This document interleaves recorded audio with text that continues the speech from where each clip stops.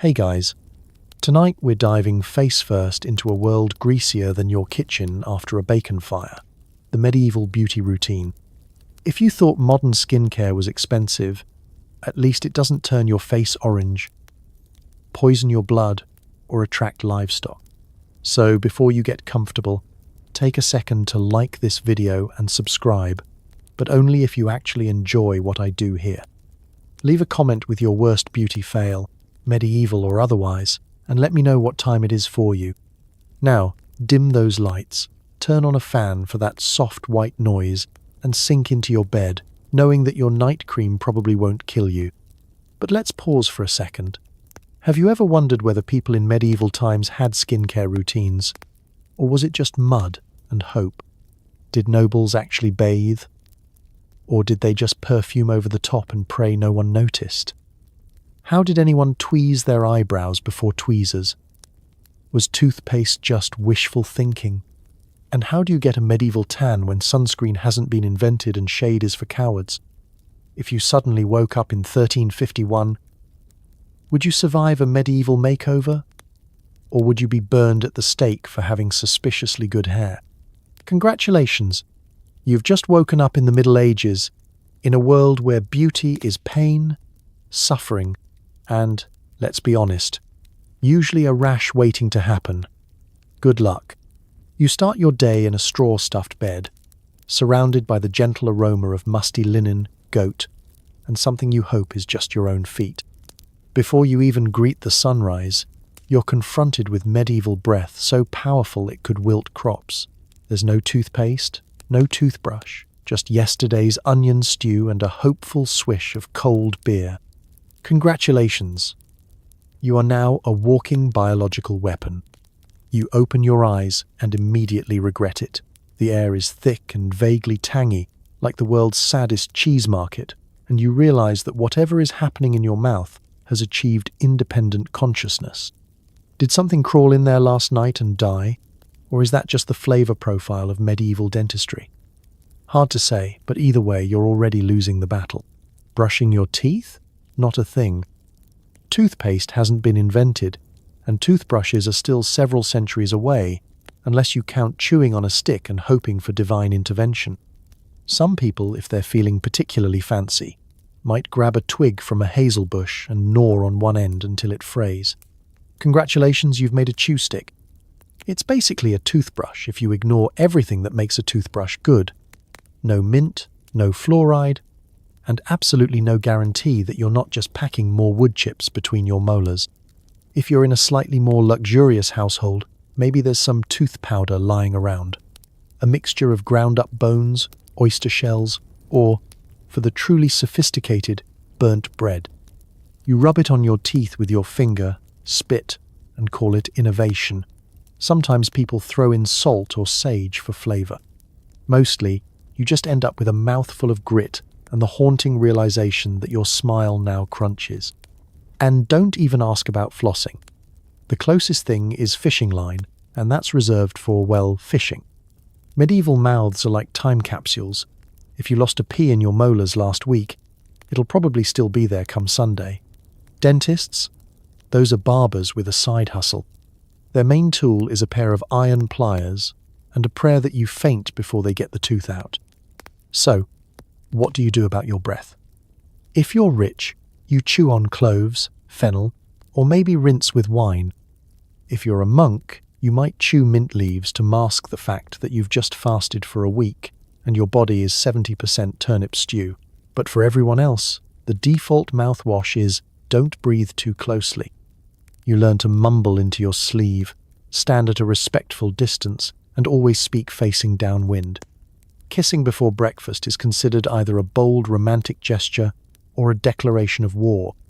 Breakfast itself doesn't help. The first meal is usually some variation of pottage, onions, beans, maybe a bit of last week's cabbage if you're lucky. There's no coffee, no orange juice, just more things that ferment, linger, and add complexity to your morning bouquet. Beer is the drink of choice, not because it's delicious, but because the water might kill you faster than the bacteria in your gums. Even the children are knocking back small beer with breakfast, because at least it's boiled. Medieval hydration, now with bonus barley breath. Occasionally, someone tries to freshen up with medieval mouthwash. This is either a vinegar rinse, prepare to pucker, or a hopeful gulp of cold stream water, if you don't mind sharing it with the village ducks and half the local parasite population. There are tales of people rinsing with urine for health. Don't ask. It doesn't help, and it doesn't make you friends. By mid-morning, you're used to it. Everyone else smells just as catastrophic. In fact, a mouth that smells like a compost heap is just another part of daily life, like itchy wool or sudden outbreaks of plague. If your breath is really bad, you might get a nickname, Halitosis Henry perhaps, or Garlic Gwen, but no one will shun you, because let's be honest, the competition is fierce. And so, you rise, stretch, and head out to face the day, armed with little more than a crust of bread, some questionable beer, and the kind of breath that could turn a knight's visor inside out. Modern problems? Not here. This is history. And history always comes with a side of morning breath. Time to freshen up. Water is fetched from a well, so murky it comes with its own ecosystem. There's no soap unless you count lye, which burns off more skin than dirt. Some people wipe their faces with wool rags. Others use breadcrumbs, and the truly fashionable might dab a bit of rosewater, if they can afford it and don't mind the faint scent of fermented disappointment. Let's set the scene. You shuffle over to the bucket of water, which was hauled up from the well by your eldest sibling after a spirited wrestling match with a colony of frogs and, possibly, a small eel. You peer inside and see things floating that you fervently hope are just leaves. If not, well, protein. In the Middle Ages, you take exfoliation wherever you can get it. Washing your face isn't a daily event. For most people, it's a when absolutely necessary kind of deal, like apologizing to the Lord after accidentally walking your sheep through his garden. If you do attempt a face wash, your options are limited. The bravest among you might just splash the cold, gritty well water straight onto your face, savoring the refreshing sensation of instant hypothermia mixed with medieval bacteria. That tingle? It's either cleanliness or tetanus. You'll know by next Tuesday. Soap is, in theory, a thing, but mostly in the sense that dragons are a thing. You've heard of them, maybe seen one once, but chances are you don't have one handy. If you're really lucky, someone in your village makes soap by mixing animal fat with wood, ash, and lye. The resulting product is an off-white lump that smells like last week's stew and burns with the heat of 1,000 regrets. Using it on your face is an act of courage, self-hatred, or both. At least it doubles as an effective method of stripping paint from old furniture. If you're too sensible to lather up with industrial-strength lye, you might opt for a wool rag. These rags have been washed approximately never, so they're equal parts exfoliant and archaeological dig. You scrub away, listening to the gentle sound of paws screaming for mercy, while bits of whatever was on the rag last, pig, onion, or questionable goo, gets transferred directly to your cheeks. The goal isn't really cleanliness, so much as moving the dirt around in a more artistic pattern. But wait, there's innovation. Breadcrumbs. Someone, somewhere, decided that stale bread had more to offer than breaking teeth. So, you take yesterday's leftovers, rub them on your face, and hope the gluten gods deliver you from evil. It's a DIY facial scrub with the added bonus that birds might follow you around for the rest of the day. And if you're feeling truly extravagant, you can dab a bit of rose water on your cheeks, assuming you live in a manor, have never worked outside, and don't mind smelling faintly of funeral. In noble circles, there's a hint of luxury. You might get a basin of heated water, a linen cloth, and perhaps a dab of imported oil, which smells vaguely of rancid olives and status anxiety. Servants hover with towels, but you're still wiping the same layer of dust everyone else is wearing. It just has a fancier name. And then there's the countryside special. A handful of cold rainwater, caught in a cleanish bucket and splashed on your face after a long day in the fields. If you're really lucky, it'll be actual rain and not runoff from the neighbour's pig pen. There's nothing like the bracing slap of medieval nature's cleanser, to get your heart racing and your sinuses questioning their life choices. Of course, once you're finished with your morning routine, you look in the polished copper mirror and realize nothing has changed. You're still a little grimy, a little red-faced, and if anything, now you're damp and cold. But hey, you tried. That's more than most people in your village will do this week. So you dry off with whatever's handy, a sleeve, a sack, or your own hair, and get ready to face another day. Because in the Middle Ages, the secret to a fresh face isn't about being clean. It's about not being the dirtiest person at the feast. And let's be honest, in this century, that's a real accomplishment. So you want to feel clean? Medieval soap is basically rendered animal fat mixed with ashes, lye, and hope. It stings your eyes, burns your skin, and leaves your hands smelling like a haunted bacon factory. Nobles might have perfumed soaps, but the average person just prays their soap won't dissolve their fingerprints. Let's imagine you've worked up the nerve to attempt actual cleanliness. Maybe you have an important feast coming up. Or maybe your spouse has threatened to move in with the pigs if you don't do something about your aromatic presence.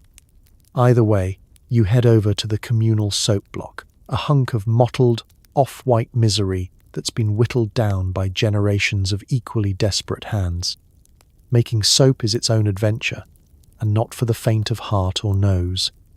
First, you need animal fat, preferably from a pig, but honestly anything that used to run, swim or oink will do. The fat is rendered down in a cauldron over a smoky fire, until it becomes a liquid best described as meaty regret. Next, ashes from the hearth are scooped up, mixed with water, and left to stew in a barrel until you have lye, a caustic solution powerful enough to clean your clothes, your conscience, and probably etch your family crest into the table. Combine these ingredients and, after much stirring, simmering, and praying that nothing explodes, you eventually get something vaguely soap-shaped. The resulting brick is as rough as the local landlord's handshake and twice as unforgiving. It's so alkaline that it could double as a pest deterrent and so pungent that even the fleas stage a walkout. Now, washing up is an event. You grit your teeth, take a deep breath, and grab the soap, already bracing yourself for the chemical warfare to follow. Lathering is generous. Think more scouring than soothing. The soap is gritty, scratchy, and seems to migrate straight to any cuts or scrapes you've accumulated from daily life, just to make sure you're awake.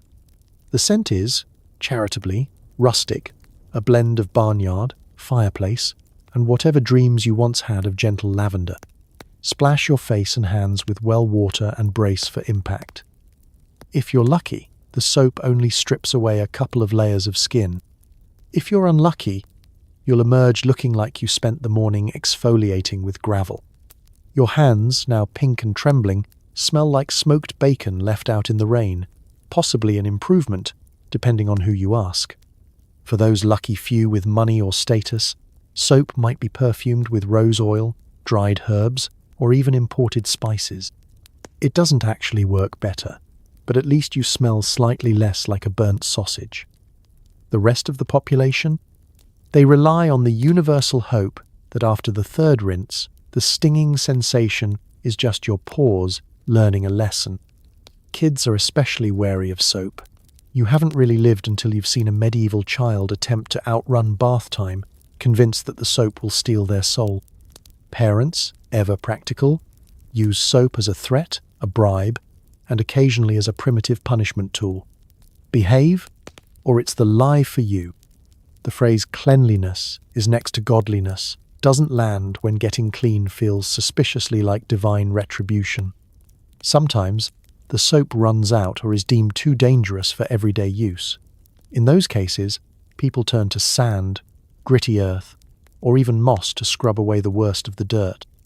Afterward, you're not so much clean as reorganized. The grime has been distributed, the skin feels slightly thinner, and you're definitely not winning any hand modeling contests.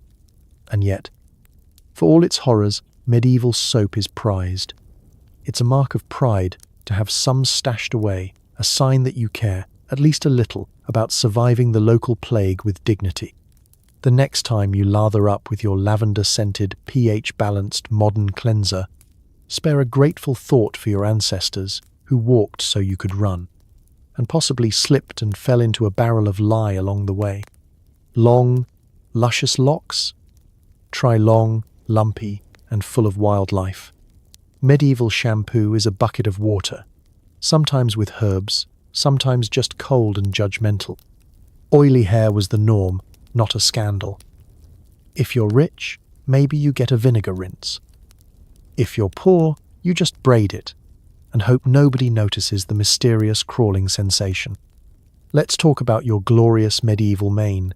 You wake up and run your hands through your hair, only to realize it's less silky cascade and more tangled nest that's currently housing 3 generations of lice. You try to remember the last time you washed it. Was it last month? Last harvest? Sometime before the turnip incident? No one knows. And honestly, it's best not to dwell. Washing your hair in medieval times is an ordeal that requires planning, courage, and a high tolerance for discomfort. Water must be hauled from the nearest well, which is roughly a half marathon away and guarded by a goose with anger management issues. The water itself is ice cold, naturally, and filled with enough debris to give your scalp texture you never asked for. If you're feeling fancy, you might add herbs, rosemary if you have it, nettles if you're out of options, and whatever your neighbour isn't currently using for soup. The result is a rinse that's part spa treatment, part wildlife documentary. There are no soft towels, just your scratchy linen shirt or the hope that standing in a draft will speed things along. The actual act of washing is more ceremonial than effective. You tip the bucket over your head, scream as the cold water reminds you that hypothermia is real, and then scrub your scalp with your fingers, praying that the friction alone will dislodge whatever's living in there. Medieval shampoo might be a pinch of ash, or if you're feeling experimental, leftover ale dregs, because why not give your hair a hint of bar brawl chic? For the truly wealthy, there's the mythical vinegar rinse. This is less about shine and more about scaring away lice and making your head smell like a pickled onion for a week. Nobles will swear by their special formulas. Rosewater for scent, egg yolks for softness, or, if you're a trendsetter, just rolling in lavender and letting nature do the rest. The rest of us just pray the vinegar doesn't drip into our eyes and add temporary blindness to the list of hair-related hazards. But for the majority, hair care is about damage control. If your locks are too tangled, you braid them tight and hope for the best.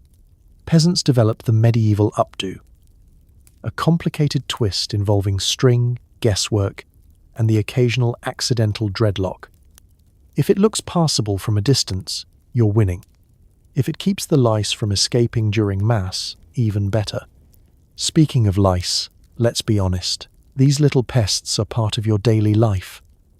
Delousing is less a beauty ritual and more of a hobby.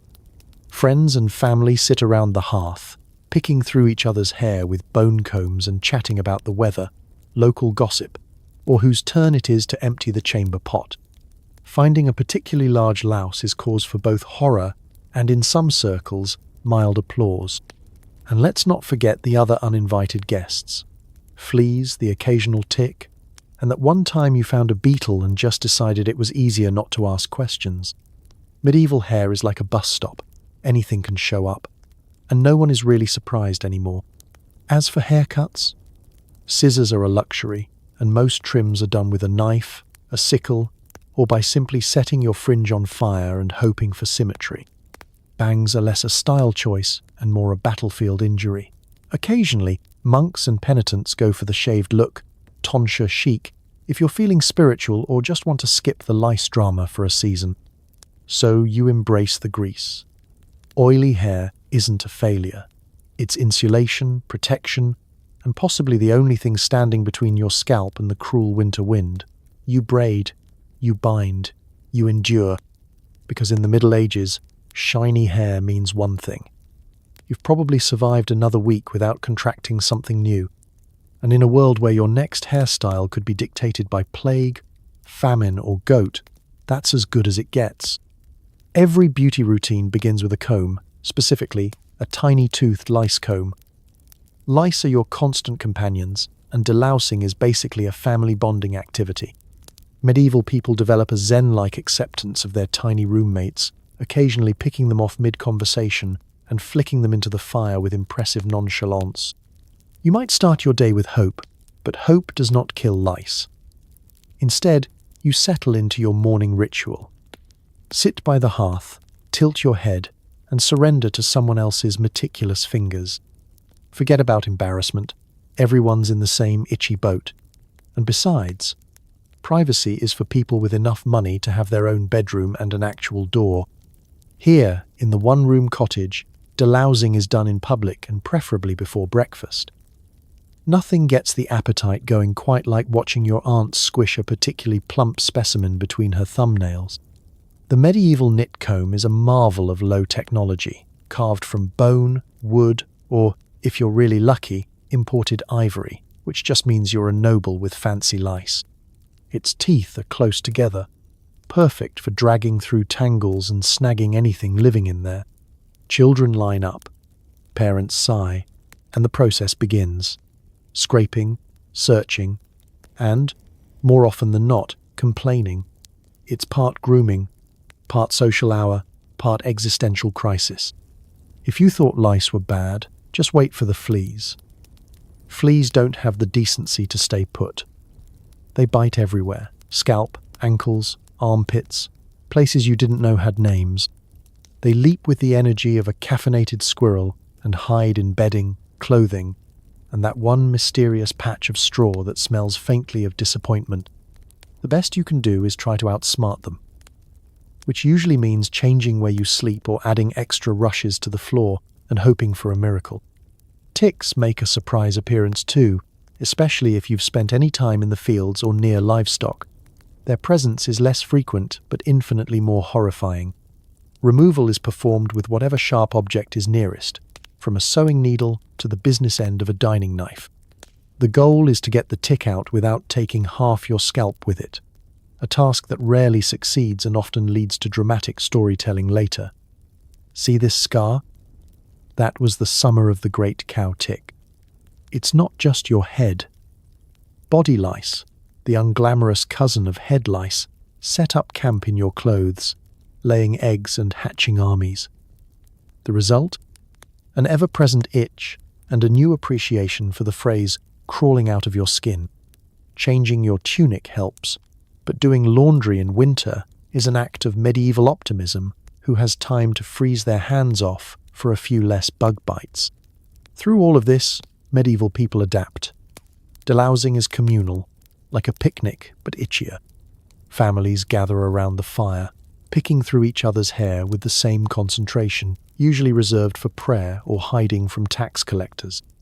There's no shame, no scandal, just the resigned awareness that no matter how hard you try, lice always win. Every now and then, you'll see someone jump, slap their neck, and mumble curses that would make a monk blush. No one bats an eye. When guests come over, the lice don't care.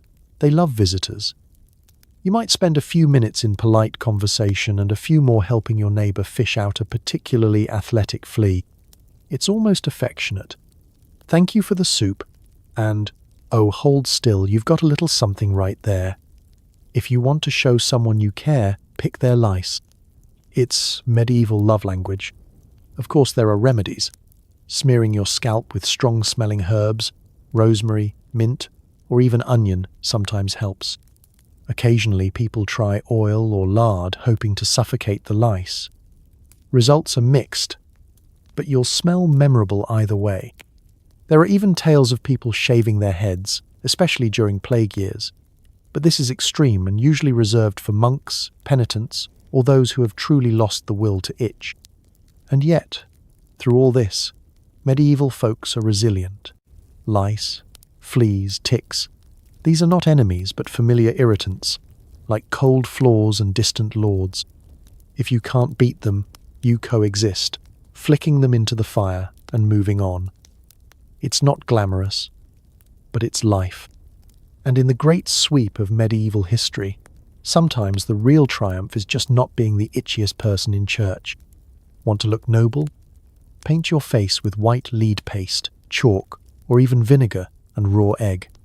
If it doesn't kill you, it'll at least ensure you look like a very anxious ghost. Peasant beauty tip: skip the makeup and just let malnutrition do the contouring. The medieval ideal of beauty is simple. You should look like you haven't seen the sun, a vegetable, or a single moment of joy since last Michaelmas. The paler the better. Tanned skin means you work for a living, which is terribly unfashionable. Nobility, on the other hand, are supposed to look like they spend their days reclining indoors, being sad about poetry and inheritance disputes. So how do you achieve this signature dead but loaded look? Enter medieval cosmetics, a brave mix of household chemicals, desperate hope, and ingredients that would make a modern dermatologist faint. The go-to favorite is white lead paste. To make it, you take lead shavings, soak them in vinegar, and wait for the magic, red, highly toxic, reaction. The result is a thick, chalky goo you slather across your face with all the delicacy of a painter plastering a wall. Application is easy, if you don't mind the burning sensation and the persistent metallic aftertaste when you inevitably lick your lips. If lead isn't available, chalk will do. Just scrape some off the wall, grind it to powder, and dab it on with your fingers. The effect is less ethereal beauty and more extra in a local production of Hamlet. Still, the important thing is that everyone knows you're too important to do anything outdoors. If you're especially committed, you add a little vinegar to the chalk, creating a stinging paste that guarantees your skin will glow and possibly flake off by dinner. Raw egg white is another option, used to tighten the skin and provide a shiny finish. It goes on cold, dries tight, and cracks the first time you attempt to smile. If you can keep a straight face all day, congratulations, you've achieved medieval Botox. For extra credit, some people use a blend of egg white, ground up bones, and just a hint of rose water. If it starts to smell like something dyed on your upper lip, that's just the price of high fashion. Rouge, for a hint of not entirely deceased, is applied sparingly, often made from crushed mulberries, red ochre, or, for the daring, cinnabar, mercury sulfide. It gives your cheeks a pop of colour and, if you're lucky, only mild nerve damage. Lips can be tinted with beet juice or the residue from wine dregs. But most people just let cold weather and anxiety do the trick. For the truly wealthy, there are imported powders and perfumes, ambers, scented oils, and little pots of mystery cream brought by traders from far-off lands. The formulas are closely guarded secrets, passed down through generations, often with a warning: use sparingly. Or just don't. Nobles boast of their complexion, but behind closed doors, the bathroom smells like a cross between a chemistry lab and a salad gone rogue. Meanwhile, if you're a peasant, the whole thing is out of reach. Your natural look is wind-chapped, with a healthy undercurrent of haven't slept since harvest. If you're lucky, a bit of animal fat on your cheeks keeps out the wind, and you can always count on an uneven tan from working in the fields. Any attempt to copy the noble look, like dabbing flour on your face, is met with laughter or suspicion. Of course, all these experiments come with side effects. Lead poisoning was not just common, it was practically a rite of passage among the fashionable elite. Headaches, trembling hands, ghostly pallor, and, eventually, the kind of confusion that makes you forget why you wanted to look rich in the first place.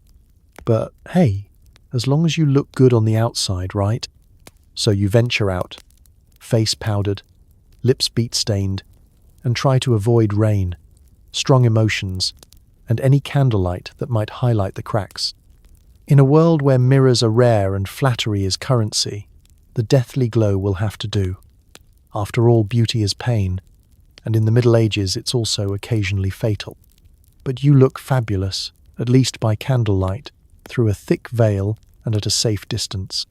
High foreheads are all the rage, so you pluck, shave, or even singe your eyebrows and hairline until your face looks permanently surprised. Tweezers don't exist, so you use fish bones, dull knives, or straight-up fire. One slip, and you've invented the first eyebrow trend. What happened to your face? Let's set the scene. You've just woken up, stretched and checked your reflection in a polished copper plate, or, more likely, you peer into a bucket of water and hope your own face doesn't scare you. In medieval Europe, a high forehead is considered the height of sophistication. The further your hairline creeps back toward your scalp, the more everyone knows you're noble, pious, and definitely not a day laborer. You're not just removing a few stray hairs, you're pursuing the five-head look with the intensity of someone avoiding a tax collector. To achieve this, you have choices, all equally terrifying. Plucking is the slow method. You don't have tweezers, so you reach for the next best thing, a fishbone whittled to a point, a rusty sewing needle, or just your own fingernails. Each hair yanked out is a fresh reminder that beauty is pain, and medieval beauty is pain with a high risk of infection. If you're lucky, you only lose the hair. If you're unlucky, you get a rash that lasts until Christmas. Shaving is the more efficient, but riskier, method. A sharp knife or a borrowed razor that probably hasn't been cleaned since last Lent does the job, but the margin for error is slim. One wrong move and you're sporting a bald spot that starts at your forehead and ends somewhere behind your ear. On the bright side, nobody will mistake you for a peasant. On the downside, people might mistake you for a monk, a penitent, or someone who lost a fight with a runaway goat. Now, for the boldest among us, there's singeing. You literally burn your hair off. Armed with a candle and a steady hand, you carefully pass the flame near your brows and hairline, watching the fine hairs shrivel and disappear. The smell of burnt hair lingers for days, and if you're not careful, you'll scorch more than you intended. Nothing says aristocrat like third-degree burns in the shape of eyebrows. This is the medieval version of laser hair removal, but with more smoke and spontaneous panicking. Let's not forget, the goal is not just high foreheads, but barely their brows. Thick, expressive eyebrows? Absolutely scandalous. Medieval poets might rave about your moon-like brow, but they're just being polite. In reality, the thinner, paler, and more fragile your brows, the closer you are to true beauty. Some women dust them with flour or chalk to make them almost invisible. The effect is less sultry gaze, and more I haven't slept since the Crusades. For those blessed, or cursed, with robust brow genetics, drastic measures are taken. Some recipes suggest smearing the brows with vinegar, crushed walnut shells, or even urine, because, apparently, there's nothing medieval people won't try in the pursuit of fashion. Results may vary, but the stories are always memorable. Peasants and labourers, meanwhile, don't usually bother with eyebrow trends. If you're spending your day hauling turnips or dodging tax collectors, the state of your brows is the least of your worries. Occasionally, a curious child tries to mimic the noble look and comes to dinner missing half an eyebrow. This is considered both a rite of passage and an excellent reason for the village to invent a new nickname. Eyebrow maintenance is a group affair in wealthy households. Ladies gather around the fire, sharing beauty tips, plucking sessions, and gentle mockery of anyone who went too far. The men? They mostly pretend not to notice until it's time to judge who has the highest brow at the next feast. And so, you step into the world, your brows barely visible, your hairline suspiciously high, and your expression permanently startled. You've risked rashes, burns, and mockery, but you're finally on trend. In the end, medieval eyebrow fashion isn't about looking natural. It's about proving you have enough time, tools, and questionable advice to turn what happened to your face into a compliment. And in this era, that's about as glamorous as it gets. Want that healthy I'm definitely not dying flush? Rouge is made of crushed bugs, lead, or poisonous berries, rubbed right into your cheeks for maximum effect. If you're lucky, you get a gentle rosiness. If you're not, it's a trip to the local apothecary for unknown rash, possibly fatal. Let's talk about beauty standards. In the Middle Ages, the natural look is deeply out of fashion. At least, natural as in I worked in the fields all day, and now my face matches my tunic. The real goal is to look like you've just had a gentle swoon in the castle garden, or been startled by news of a distant inheritance. A healthy glow means you're wealthy enough to eat things besides cabbage, or at the very least, that you haven't died of scurvy this week. But achieving this delicate blush isn't as simple as a quick dab from a compact. First, you need ingredients, and medieval people are nothing if not creative. The classic recipe for rouge calls for cochineal beetles, dried, crushed, and mixed with water or a little animal fat. If you're noble, you might import them at great expense. If you're not, it's whatever you can scavenge. Berries picked off the hedgerow. Is that red enough? Or just dangerously unripe? 2A. Or perhaps a handful of madder root, pounded into a paste and smeared on with fingers still sticky from breakfast. For the real risk-takers, there's lead-based rouge. It gives your cheeks a persistent, chalky flush. And, after a few months, that special "why are you shaking" look that's so popular in portraits. Some women try red ochre. Just grind up some rocks and apply. Not only does this provide a bold look, but it also exfoliates right down to the bone if you're not careful. There are always those who prefer to trust nature, turning to rose petals and rosewater for a subtler approach. Rosewater is gently dabbed on the cheeks and temples, imparting a faint, not quite convincing air of luxury and slightly masking the scent of last week's onion soup. If you're very lucky and live near a monastery with an herb garden, you might even get a hint of lavender or mint. The goal is to smell less like a stable and more like a minor feast day. Of course, sometimes it all goes wrong. Medieval medicine is generously experimental. That lovely berry you found? It might be nightshade. Suddenly, instead of a charming flush, you're experiencing a charming fever and possible hallucinations. If the rash gets too alarming, you might end up at the apothecary's hut, describing your symptoms while the local healer nods sagely and prescribes something even more questionable, like leeches or a nice poultice of dung and hope. Application methods are equally wild. There's no such thing as a makeup brush, just fingers, the occasional feather, or the corner of your only handkerchief. Blending is for artists. You're aiming for noticeable from the back row of the banquet hall. A subtle hint of red means you're reserved, but bold streaks show you have spiritor, possibly that you've lost your sense of touch to nerve damage. Men aren't immune to the temptation either. Some lords and courtiers dab a little colour for important occasions, though most will deny it with the kind of sincerity reserved for denying involvement in tax evasion. Children, meanwhile, play at rouge with mud and beet juice, giving themselves clownish circles before returning to the dirt pile and letting nature take its course. And then there's the aftermath. Washing off medieval rouge is less about removal and more about accepting your new skin tone. That tint of red might linger for days, especially if you went heavy on the lead or overzealous with the bugs. In the end, whether you're left glowing, peeling, or inventing new types of swelling, you can at least rest assured you did it for beauty. Or, at the very least, for the stories.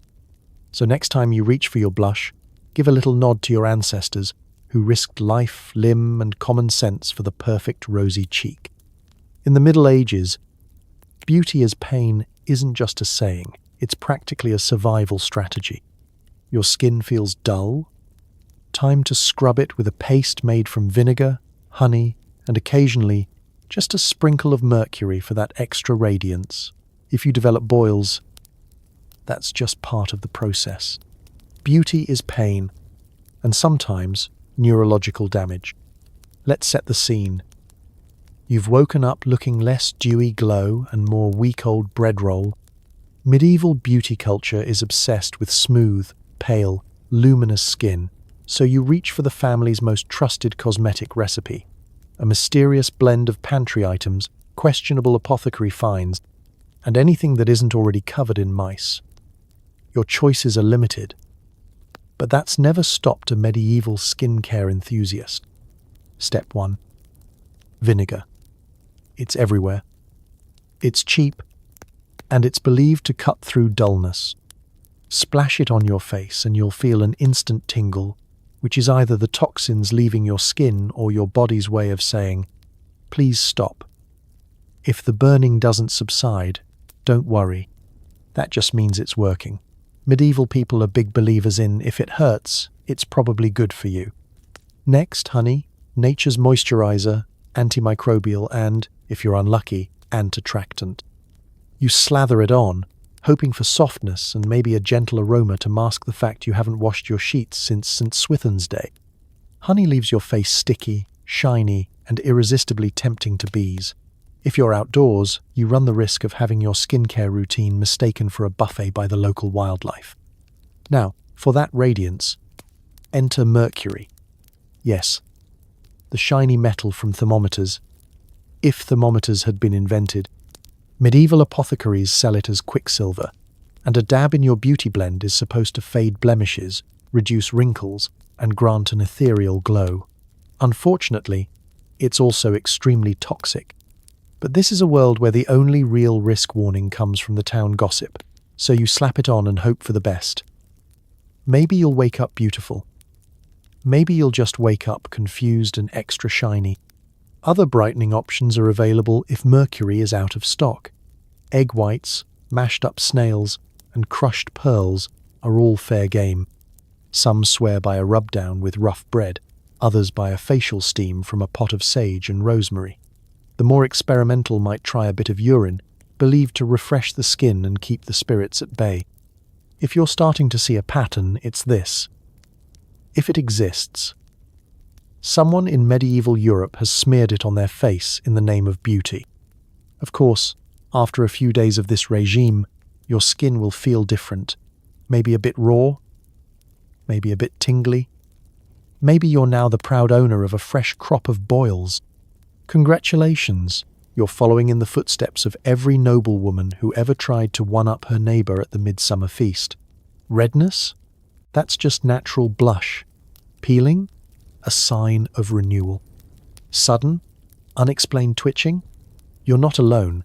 History is full of beautiful people who couldn't stop blinking. When the weather is warm, your sticky, vinegar-perfumed skin turns into a bug magnet. You discover new species of flies you never knew existed. But that's a small price to pay for the hope of an even complexion. If things go truly sideways and your face erupts in medieval acne, there's always the local healer who will likely prescribe a poultice made from mud, garlic, and spiritual optimism. If nothing else, you'll smell strong enough to keep the neighbours at a respectful distance. And let's not forget the final step, showing off. You arrive at church or the market, skin gleaming, cheeks stinging, radiating an aura of someone who suffered for beauty and may or may not have pickled herself in the process. If someone compliments you on your glow, you smile, just enough to avoid cracking your new skin. And if someone asks about the smell, just tell them you're on the cutting edge of medieval science. So the next time your moisturizer feels greasy, or your exfoliant is a little too gritty, remember, at least it doesn't come with a side of heavy metals and hallucinations. In the world of medieval skincare, the real beauty is surviving your beauty routine at all. If you're pale, you're rich. If you're tanned, you're a peasant. Nobles do everything to avoid sunlight. Giant hats, veils, staying indoors. Peasants just burn, peel, and repeat. The ultimate status symbol? Skin so pale you're frequently mistaken for a ghost. Let's start with the most important rule of medieval skincare. Avoid the sun at all costs. The sun is not your friend, it's the enemy, the harbinger of freckles, and the mortal foe of fashion. If you're a noble, you want to be so pale that people squint when they look at you. The highest compliment you can get is, "You look slightly anemic today, my lady." Success. This is where the world's first SPF comes into play. Forget about gentle lotions and fancy sprays. Medieval sunscreen is all about physical barriers. The rich and powerful are never seen outdoors without enormous hats, veils, and layers upon layers of clothing. Picture yourself in a sweltering August field. but dressed for a December funeral. Full sleeves, gloves, and the world's least aerodynamic bonnet, which is also expertly designed to block out any hope of peripheral vision. Sun protection is a lifestyle and possibly a competitive sport. For the super wealthy, there's even more innovation. Portable parasols, silk masks, and, in some extreme cases, a retinue of servants tasked with walking in front of you and blocking the sun with an awkwardly large piece of embroidered cloth. It's less about staying cool and more about demonstrating that you have the resources to shield yourself from the elements, because only peasants get tan. If you're a noblewoman with a hint of colour, you might as well have "Works the turnip fields" stitched onto your sleeves. Inside the castle, staying pale means spending your days in cool, dark rooms, gazing wistfully out of the window at the peasants doing all the actual work. If you're lucky, there are tapestries to block the sunlight. And if not, you get really good at hiding in shadows and perfecting your "no, I'm not a vampire, I just have money" look. Peasants, on the other hand, don't have the luxury of shade. You rise with the sun, trudge to the fields, and the only thing between your skin and the great medieval star is a thin layer of sweat and some optimistic mud. Sunburn isn't a rare event, it's just a regular part of life, like sore backs and existential dread. Your first burn of the season is a bonding moment with the rest of the village. Ah, I see you've also achieved the boiled lobster aesthetic. There's no aloe vera, no cooling gel, just the promise that in a few days you'll peel like a badly baked loaf of bread and start the process all over again. If you're feeling creative, you might try smearing goose fat or cow dung on the burn, both for the cooling effect and because, frankly, you're out of other options. Modern skincare influencers would weep. Sometimes, desperate peasants will try to fake nobility by dusting flour on their faces to appear paler. But unless you enjoy being chased by the local geese or mistaken for a ghost by superstitious neighbours, this rarely ends well. The only people who appreciate your earthy glow are probably the local healer and that one weird guy who lives behind the bakery. Ironically, while peasants are forced into the sun, the lack of vitamin D among the wealthy sometimes leads to other health issues, bone pain, tooth loss, and an attitude problem that could strip the paint off a church door. The ultimate paradox: being pale means you're rich, but also possibly on the verge of collapse. And so the cycle continues. Nobles layer up, shade themselves, and strive to achieve the kind of paleness that makes everyone nervous at funerals. Peasants get a tan the hard way: burn, peel, repeat, until winter comes and everyone's skin fades back to the same lovely shade of indoor mushroom. In the Middle Ages, your complexion isn't just about beauty. It's about survival, class, and, occasionally, whether or not you can walk across a field without being mistaken for a wandering ghost. Want to brighten your smile? Chew on mint, sage, charcoal, or literally just scrape your teeth with a stick. Some try tooth powder made from crushed bones and oyster shells. Toothpaste as an idea is centuries away, and frankly, wouldn't be caught dead at a medieval dinner party. Dental care in the Middle Ages is best described as experimental, and worst described as brave, horrifying guesswork. The idea of gleaming white teeth is strictly a modern fantasy. In medieval Europe, your teeth are not there to be shown off. They're there for one thing and one thing only: gnawing your way through day, old rye bread and mystery stew. Let's start with the basics. There are no toothbrushes as you know them. If you're a hygiene enthusiast, you chew the end of a stick until it frays and then scrub away, hoping for the best. Sometimes the stick is dipped in salt or a little mint if you want to get fancy, but most days it's just wood, spit, and prayer. Your gums don't thank you, but at least you can claim you're on the cutting edge of oral care. The adventurous among you might make tooth powder. Recipes vary wildly.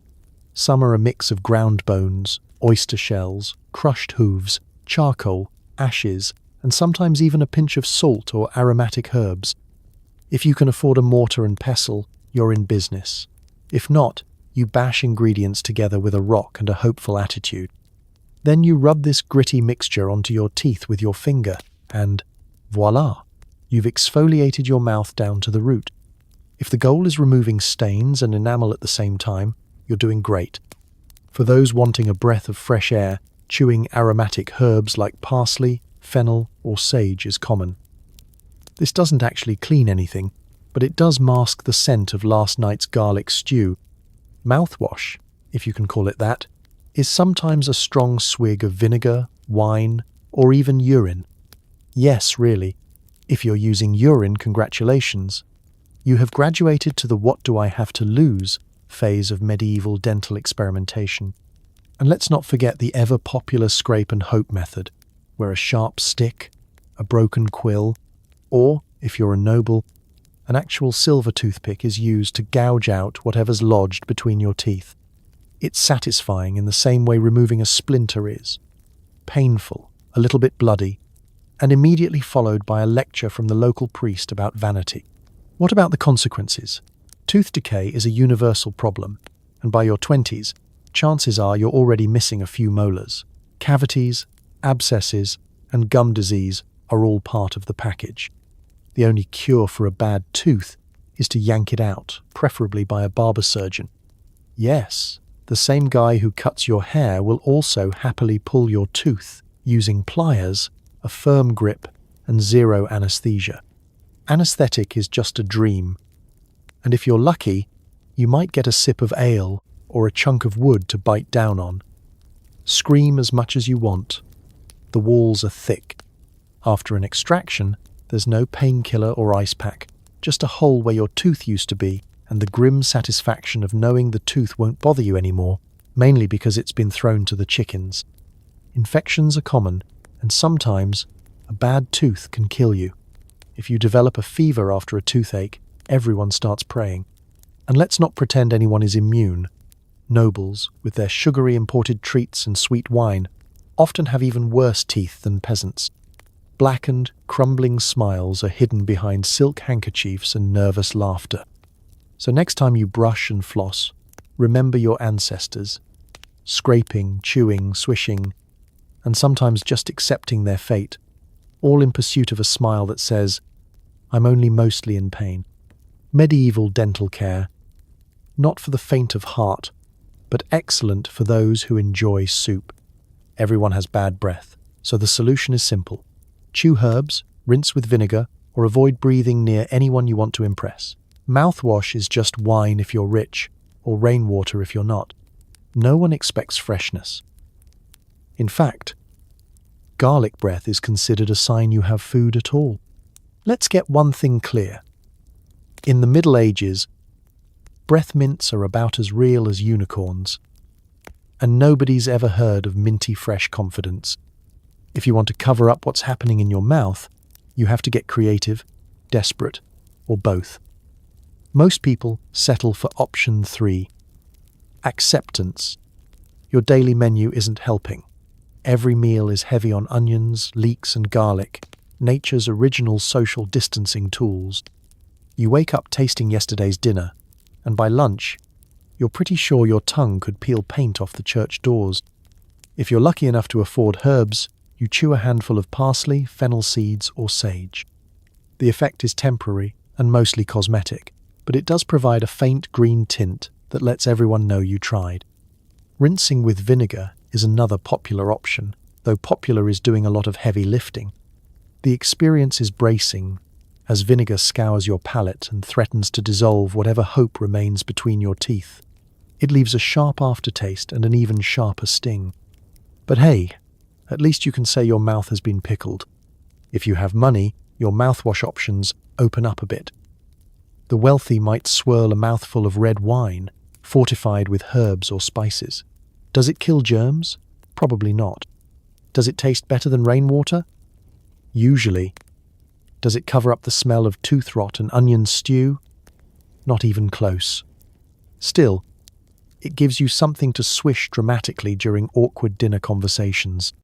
Rainwater is for the rest of us. Collected in a barrel from the thatched roof, it's shared by the whole family, a few birds, and whatever bugs forgot how to swim. It's natural, if by natural you mean slightly crunchy. A quick rinse leaves you refreshed, hydrated, and maybe questioning your immune system. Of course, most people simply accept that bad breath is part of life, like itchy wool or that one neighbor who won't stop playing the lute at midnight. In fact, there's a certain pride in having strong breath. If yours is especially potent, it's just proof that you've had enough to eat. Garlic and onions are survival staples. If you can smell someone's lunch 3 hours later, you know they're not starving. It's practically a flex. There are always folk remedies. Some people swear by chewing the bark of certain trees, though this mostly results in splinters and a new appreciation for actual food.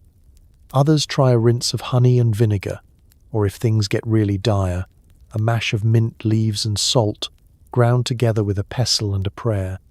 For special occasions, weddings, saints' days, or important lawsuits, you might attempt to mask your breath with a sprig of rosemary tucked behind your ear or in your hat. Not only does it smell nice, but it signals to everyone that you're trying, which in medieval society is basically winning. If you're especially unlucky, you might catch a cold or lose a tooth, at which point your breath takes on new and exciting qualities. Some monks record their own breath remedies in dusty tomes, blending exotic spices with prayers, and, sometimes, actual incense. But for the average peasant, the best strategy is to keep talking, keep eating, and stand upwind whenever possible. Romance? It's a challenge.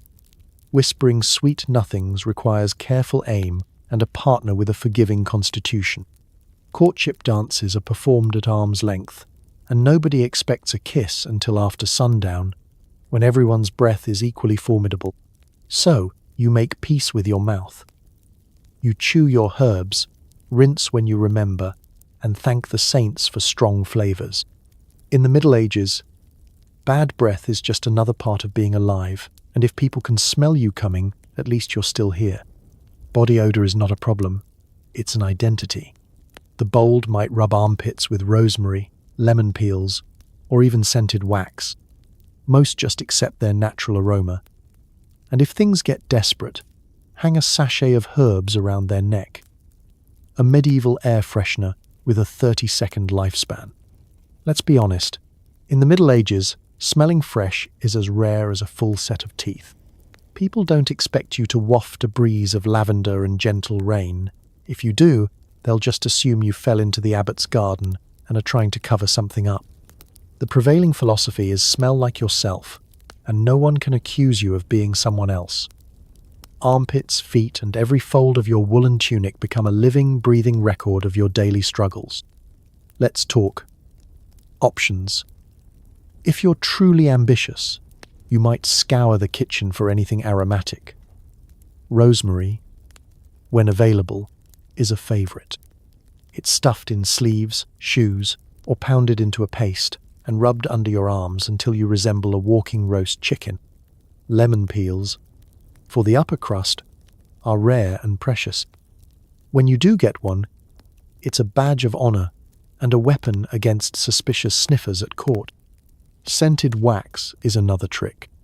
If you're wealthy enough to have candles that do more than just drip on your table, you might dab a little on your skin for a whiff of beeswax and honey until the summer heat melts it right down your side. Medieval perfume is a gamble. Will it mask your scent or make you more flammable? Only one way to find out. For most people, the answer to body odor is simple. Let nature take its course. Bathing is rare, laundry even rarer, and daily sweat is simply the smell of hard work. Clothes act as the first line of defense, soaking up whatever your body produces and then heroically holding on to it for weeks. Some people hang sachets of dried herbs around their necks, lavender, thyme, mint, wrapped in linen scraps. For about half an hour, you might pass as fresh. After that, the herbal aroma merges with everything else, creating a new, indescribable scent best left undescribed. Medieval society is pragmatic about smells. You're expected to keep a polite distance, about as far as it takes to swing a chicken, and open windows whenever possible. In crowded places, like church or the market, everyone is equally fragrant. People pray a little harder during the summer, when heat and wool combine forces to create something bordering on supernatural. But there's a certain pride in it. If you smell like earth, smoke, and maybe a hint of yesterday's onions, it means you've survived another day. Peasants trade tips about which types of rushes are least likely to smell after a few days in your shoes. Noblemen boast of their rosewater baths. That happened once, 3 summers ago. While their servants eye them with skepticism and a clothespin. Children, being practical and immune to shame, simply run around barefoot and wild, building up a protective layer of kid smell that even the family goat avoids. If you get too ripe, someone might drag you to the river for a mandatory dunk, but that's as close as you'll get to a spa day. Of course, there are those who go the extra mile, medieval trendsetters who invent their own colognes. Recipes include everything from crushed violets to a blend of vinegar and myrrh. Most of these attempts end up as cautionary tales. Nothing says party foul like the nobleman who tried masking his scent with fermented fish oil at the solstice dance. The smell is still talked about. The grass never grew back. So you learn to embrace your aroma. It's uniquely yours. Part history, part hard work, and a dash of "I survived another week." Besides, in a world where everyone's nose is equally traumatized, the only real deodorant is a good story and a strong breeze. Sleep easy. In the Middle Ages, your smell is just another part of your charm. Perfume is reserved for the wealthy, and it's mostly a blend of rosewater, musk, and whatever flowers haven't been trampled by livestock. Nobles spritz themselves liberally. Peasants might get a whiff if they stand downwind at a festival. Still, it's better than eau de goat. If you're one of the lucky upper crust, perfume is more than just a luxury, it's an act of self-preservation. A few dabs of rosewater or orange blossom behind the ears, and suddenly you're not just a person, you're an olfactory statement. The goal?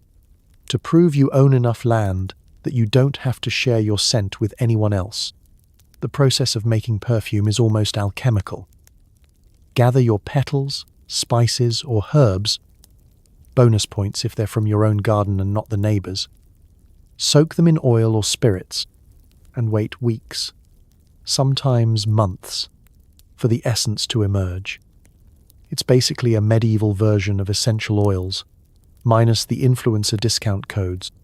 Among the noble classes, perfume is a display of wealth and sophistication. You wear it on feast days, during royal visits, or whenever you have to share a carriage with a bishop. Nobles store their perfumes in delicate glass vials, sometimes imported from Venice at enormous cost, and display them on their vanities like trophies. There's fierce competition over who can smell the most like springtime, heaven, or that one rare flower nobody else can pronounce. The ingredients list reads like a medieval grocery list, and a chemistry experiment had a baby. Rose petals, jasmine, violets, cloves, cinnamon, ambergris, musk, from deer, if you can catch one. And the ever-popular whatever smells slightly less like death than usual. There's no regulation, so if your cousin's cousin says badger fat makes the scent last longer, you try it. Sometimes the results are heavenly. Sometimes you're chased by every animal in the village. Meanwhile, the lower classes can only dream of such olfactory splendor. For peasants, the best hope is catching a passing breeze from the Lord's garden or sniffing your own sleeve after brushing against some wild thyme. Some might make a crude perfume by boiling herbs in water and dabbing the result onto their necks. The scent lasts about as long as the local harvest festival, glorious, fleeting, and immediately replaced by the more familiar smell of turnips and mild despair. There's also the accidental perfume industry. Traveling merchants sometimes hawk mysterious vials and oils at markets. One drop will mask all sins, they claim, holding up a cloudy bottle filled with who knows what. A lucky buyer might end up smelling vaguely of lavender. The unlucky ones walk away reeking of fish, or something that's definitely herbal, just not in a good way. The smart peasants invest their coins elsewhere. Perfume serves more than one purpose, though. In crowded halls and churches, places where everyone's scent comes together in a powerful, unforgettable chorus, A few drops of the right mixture can make the difference between comfort and retreat. Some nobles carry pomanders, little metal balls stuffed with scented herbs or resins, worn on chains or held close to the nose in times of crisis, like summer or the annual sheep parade. Perfume is also political. A gift of scent from one noble to another is a high compliment. A pointed lack of it is a subtle snub. Scented gloves, handkerchiefs, and even love notes are status symbols, signaling taste, refinement, and possibly a complete lack of functional sweat glands. But, as with everything medieval, perfume is fleeting. A morning spent in scented bliss dissolves by afternoon as the realities of chamber pots, open fires, and livestock take over. In the end, even the grandest perfumed noble will, by midnight, have a hint of communal kitchen in their wake. So, as you drift to sleep tonight, grateful for your unscented sheets and the miracle of hot running water, remember, to smell good in medieval times was to be rich, resourceful, and a little bit lucky. For everyone else, hope for a strong breeze and a forgiving nose. There are no manicures, just hands permanently stained with soil, ink, or mysterious medieval goo. Noble women might wear gloves and use almond oil. Peasants just hope nobody looks closely at their fingernails. Nature's original French tips, only brown. In medieval life, your hands are both your business card and your criminal record. One glance reveals everything: your rank, your work, and what you had for lunch 3 days ago. Peasants' hands are a daily diary of survival, etched with blisters from the plough, crusted with bits of last week's stew, and permanently tinted by the black soil of the local lord's fields. Soap is reserved for special occasions, births, deaths, and maybe the annual festival, so dirt builds up with a quiet determination, and no one pretends otherwise. For the average worker, washing up is a loose interpretation. You might plunge your hands into a freezing bucket at the end of the day, briskly rub with sand or ashes for exfoliation, and call it good. The process is less about getting clean and more about scraping off enough debris that you don't attract wildlife. Cuticles are a foreign concept. You're lucky if you have 10 intact nails by harvest. Peasant nails are, in a word, legendary. They collect everything: beet juice, soot, and mysterious sticky substances that defy explanation, and probably belong in a museum. Occasionally, you chip off a chunk and wonder if that was part of your dinner or the barn roof. You develop techniques for hiding your hands, tucking them in your belt, folding them under your tunic, or simply standing in shadow and praying nobody asks to borrow your scythe. Noble hands, meanwhile, live a different life. Noble women take pride in soft, pale fingers, proof they don't work the land. Gloves are their main line of defense, made of delicate silk or fine leather, scented with lavender and stitched so tightly you can barely bend your knuckles. If you do have to show your bare hands, you dab them with almond oil or rosewater and let everyone know about it. My hands are soft as a baby lamb, you brag at feasts, while peasants mutter something about lambs being better suited for the stew pot. But even nobles aren't safe from disaster.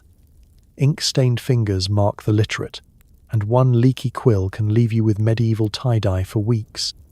Bakers and cooks constantly burn themselves, so even the best manicured hands eventually show a few battle scars. Blacksmiths, coopers, and tanners, their hands look like they lost a bet with a dragon. If you see someone with perfectly clean hands, you're either at a wedding or they're lying.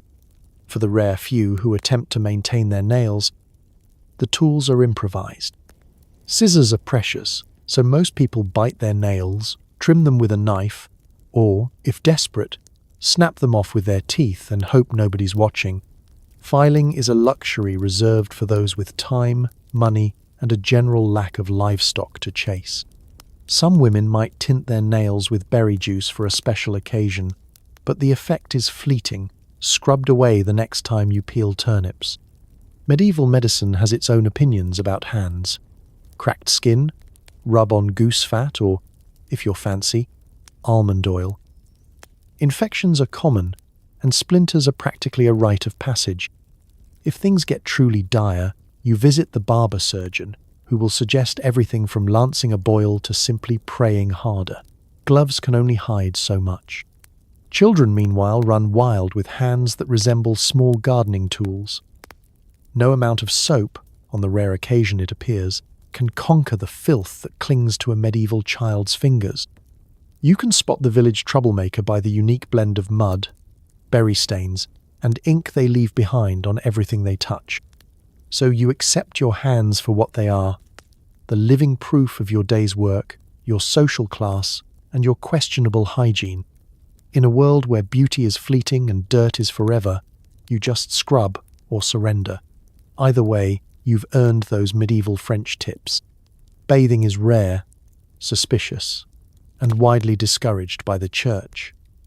When it does happen, it's a group activity in a wooden tub, water quickly turning from inviting to biological hazard. Most people just rub themselves with a cloth and call it innovation. Let's be honest. In the Middle Ages, the average peasant could bathe once a month. If the stars aligned, the river wasn't frozen, and you didn't have other, more urgent priorities like surviving the Black Death or chasing a runaway pig. Soap is expensive, water is cold, and privacy is for saints and nobility. If you get too clean, people start asking questions. Are you feeling unwell? Have you joined a suspicious new religious sect? Did you rob the local apothecary and fall into his potions? For most, the process starts with a desperate search for enough water. Wells are deep, rivers are muddy, and rain barrels are usually filled with things that were alive last week. If you do manage to fill a tub, usually a family heirloom, possibly previously used for grain storage, you'll share it with anyone available. Siblings, cousins, a few neighbours, and whatever wildlife snuck in while you weren't looking. The water is tepid at best, and turns murky the instant you put a foot in. A few minutes in, and you're sitting in a hot stew of other people's week-old adventures. If you're rich, you might get a private tub in your own chamber, with servants to lug buckets of hot water up a perilous staircase. Nobles occasionally host bath parties, which are as decadent as they sound, at least until you realize they're basically giant hot tubs full of overdressed people making polite conversation about the weather and whose cousin got excommunicated last week. Perfumed oils are added to mask the smell of anxiety and mildew, and the lucky few might even get a towel that hasn't doubled as a horse blanket. Peasants, on the other hand, make do with less. If you can't fill a tub, you heat a bucket on the fire and use a rag or, in desperate times, an old sock to scrub the most visible bits, face, hands, and occasionally the feet, if it's a feast day. The rest gets a quick wipe and a hopeful prayer. Spot cleaning is the technical term, survival mode is the reality.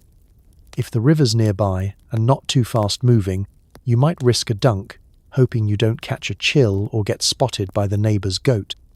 There's no modesty in medieval villages. Everyone's seen everything, and no one is impressed. The church, meanwhile, is suspicious of bathing. Too much washing, they warn, opens your pores and your soul to all sorts of evil. Bathhouses are hotbeds of gossip and, occasionally, scandal. In some towns, public baths are shut down altogether, turning cleanliness into a risky act of rebellion. Medieval hygiene isn't just about dirt, it's about social politics, spiritual health, and whether or not your neighbour is going to rat you out for smelling too nice. But the ritual persists. The few who take pride in their cleanliness are the trendsetters and outcasts. They innovate with herbal infusions, sage for the body, rosemary for the scalp, a dash of vinegar to finish.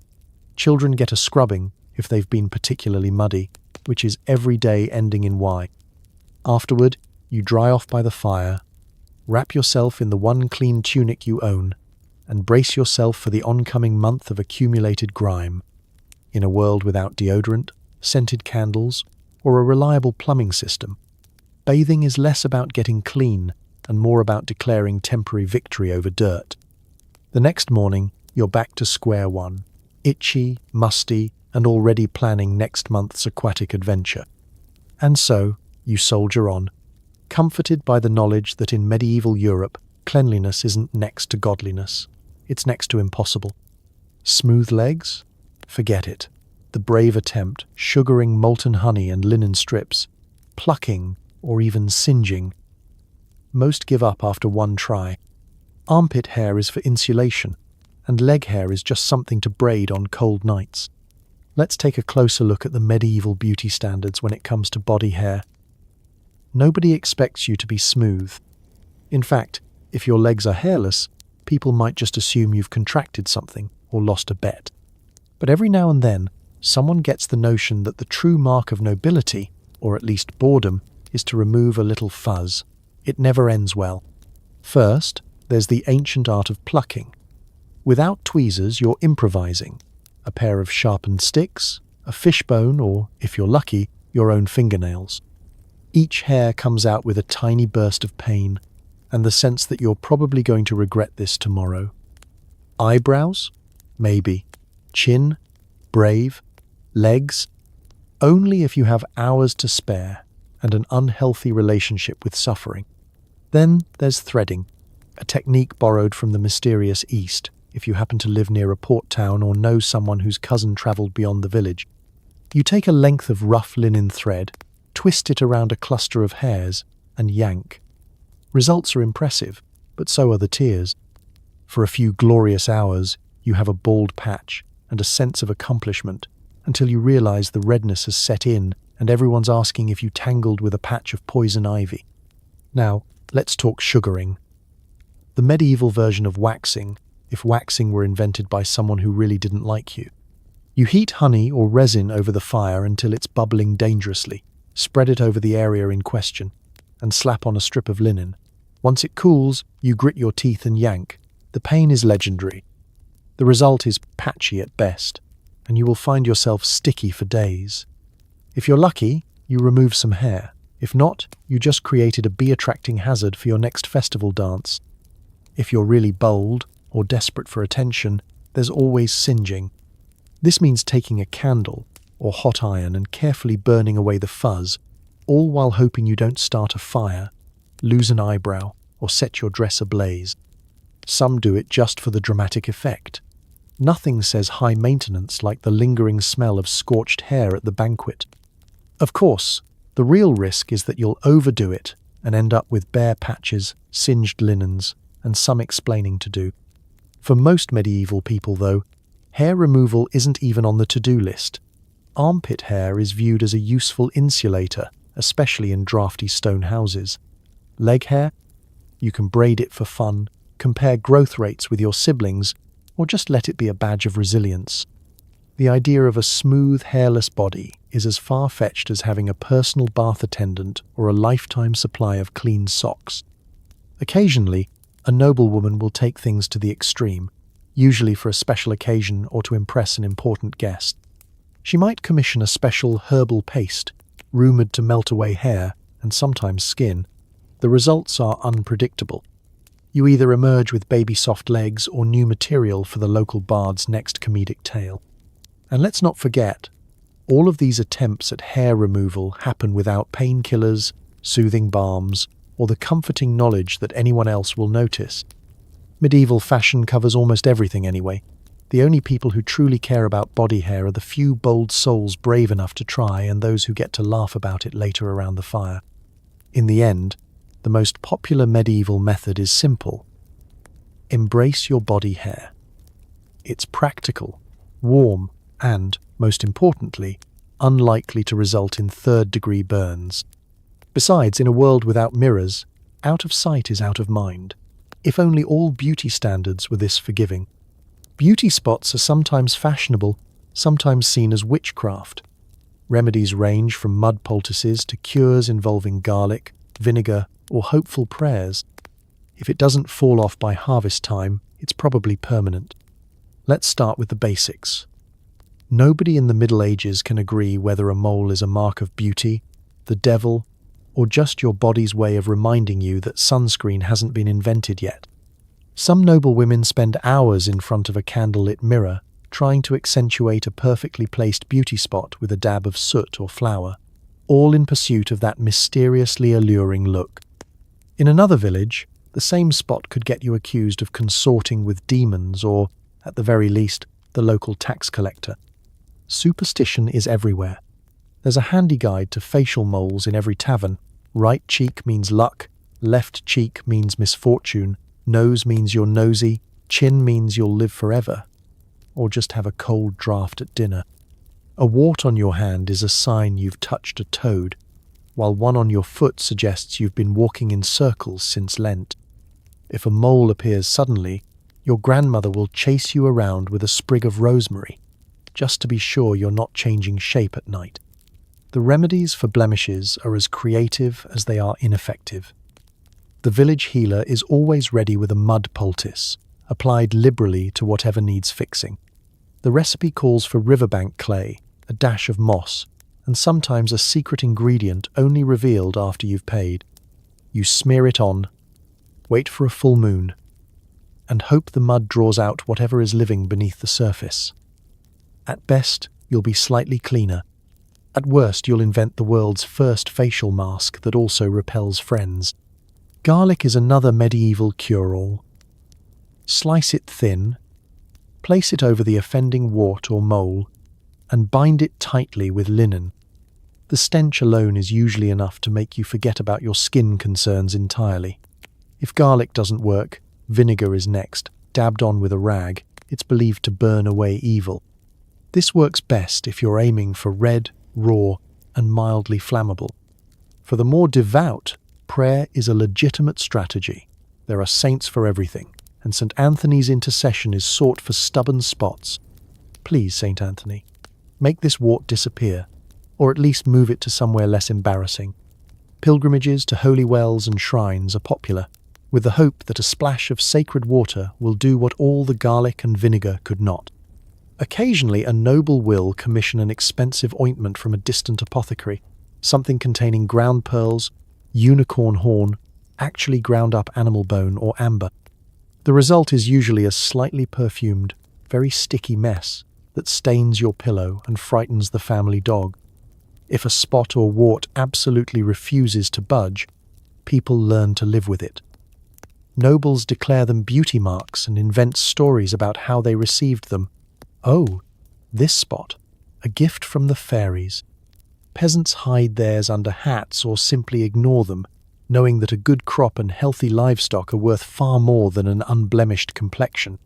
If someone accuses you of witchcraft for your moles, you loudly declare they're proof of your magical charm.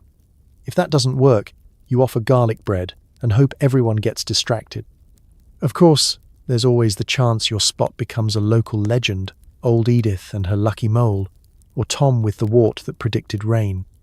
Some children try to rub away their freckles in the river, only to emerge with the same spots and a new respect for mud. Others embrace their blemishes, decorating them with berry juice, or making up elaborate tales for anyone who will listen. In the end, medieval skincare is about survival, both social and biological. Spots and warts are just part of life's great lottery. Some you're born with, some you earn, and some you get from sharing a bed with a suspicious frog.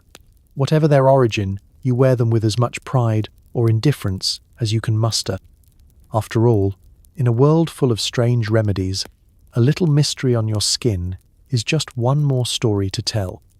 For that extra glow, people eat fennel, parsley, or just drink wine and hope for the best. Rich folks dabble in snake oil, sometimes literally. Peasants stick to cabbage and optimism. Let's talk about inner beauty. The medieval version. Forget about vitamins, collagen shots, and expensive powders that claim to detoxify your soul. If you want to radiate health in the Middle Ages, your choices are limited to what's in the garden, the wine barrel, or whatever the apothecary swears is guaranteed to work this time. The go-to for a glowing complexion is herbs. Fennel seeds are chewed to freshen the breath. Good luck. While parsley is hailed as a cure-all for everything from bad skin to a bad mood. Eating plenty of greens is highly recommended, by which we mean whatever hasn't been trampled by pigs or stolen by hungry neighbours. Cabbage is always in season, whether you want it or not, and it's said to clear the complexion. No one knows if it works, but it certainly gives you something to chew on while waiting for better times. If you're rich, you have options. You might ask the family apothecary for a tonic, which could contain anything from licorice root to ground-up pearls, snake oil, not a metaphor, actual oil from actual snakes, or even gold leaf. Gold is believed to boost your natural radiance. The effect? A slightly lighter purse and a slightly weirder taste in your mouth. If nothing else, you'll have the most expensive burps at the banquet. Medieval snake oil is a real thing. Apothecaries will sell you a vial, claiming it cures everything: pimples, wrinkles, melancholy, even small disappointments in life. Does it work? Not unless your beauty goal is smelling faintly of reptiles. But the placebo effect is strong, especially when the alternative is another serving of boiled turnip. Some supplements come in the form of medicinal wine, fortified with honey, herbs, or even a handful of crushed gems. Wine is medicine, social glue, and, if you drink enough, a way to forget you haven't washed your face since the last equinox. Monks brew special elixirs, promising strength, vitality, and the vigor of a saint. The taste is questionable, but in a world without flavor enhancers, palatable is good enough. Peasants, meanwhile, do their best with what's on hand. Cabbage, carrots, and the occasional beet are the backbone of the peasant diet. Sometimes, the local wise woman will hand out herbal concoctions or suggest eating raw garlic to cleanse the blood.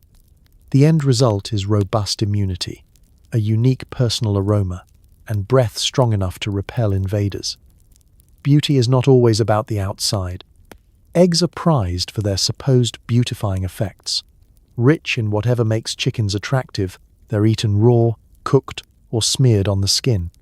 Honey is another favorite, swallowed, stirred into porridge, or slathered directly on the face.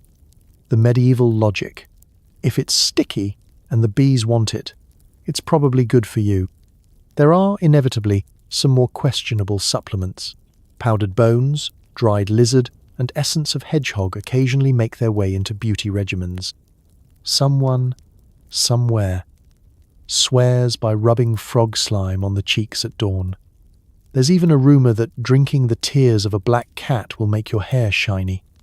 Good luck convincing the cat. Not everything is edible either. Nobles sometimes inhale powdered herbs, hoping for internal cleansing. The only thing guaranteed is an impressive sneeze and a sneaky way to exit boring conversations. Ultimately, the real medieval beauty supplement is hope. You eat your parsley, drink your tonic, and tell yourself that this is the year you'll look radiant, maybe even luminous by candlelight. When all else fails, you smile wide, cabbage teeth and all, and trust that, in the dark, everyone is beautiful. So next time you sip your green juice or pop a vitamin, remember, your ancestors walked so you could run, preferably past the snake oil aisle, straight to the cabbage patch. In medieval times, beauty comes from within mostly because the outside is busy surviving. Want to make your own beauty products? Here's a recipe. Mix lead, animal fat, and beet juice. Apply liberally and hope your face doesn't slide off. If it does, you've invented a new look. Medieval abstract. Welcome to the chaotic world of medieval DIY cosmetics, where the only real rule is, don't ask too many questions. In a time before the drugstore, YouTube tutorials, or the concept of ingredient safety, every beauty concoction is an experiment with unpredictable results. If you want to look your best, you have to get creative, desperate, and very, very brave.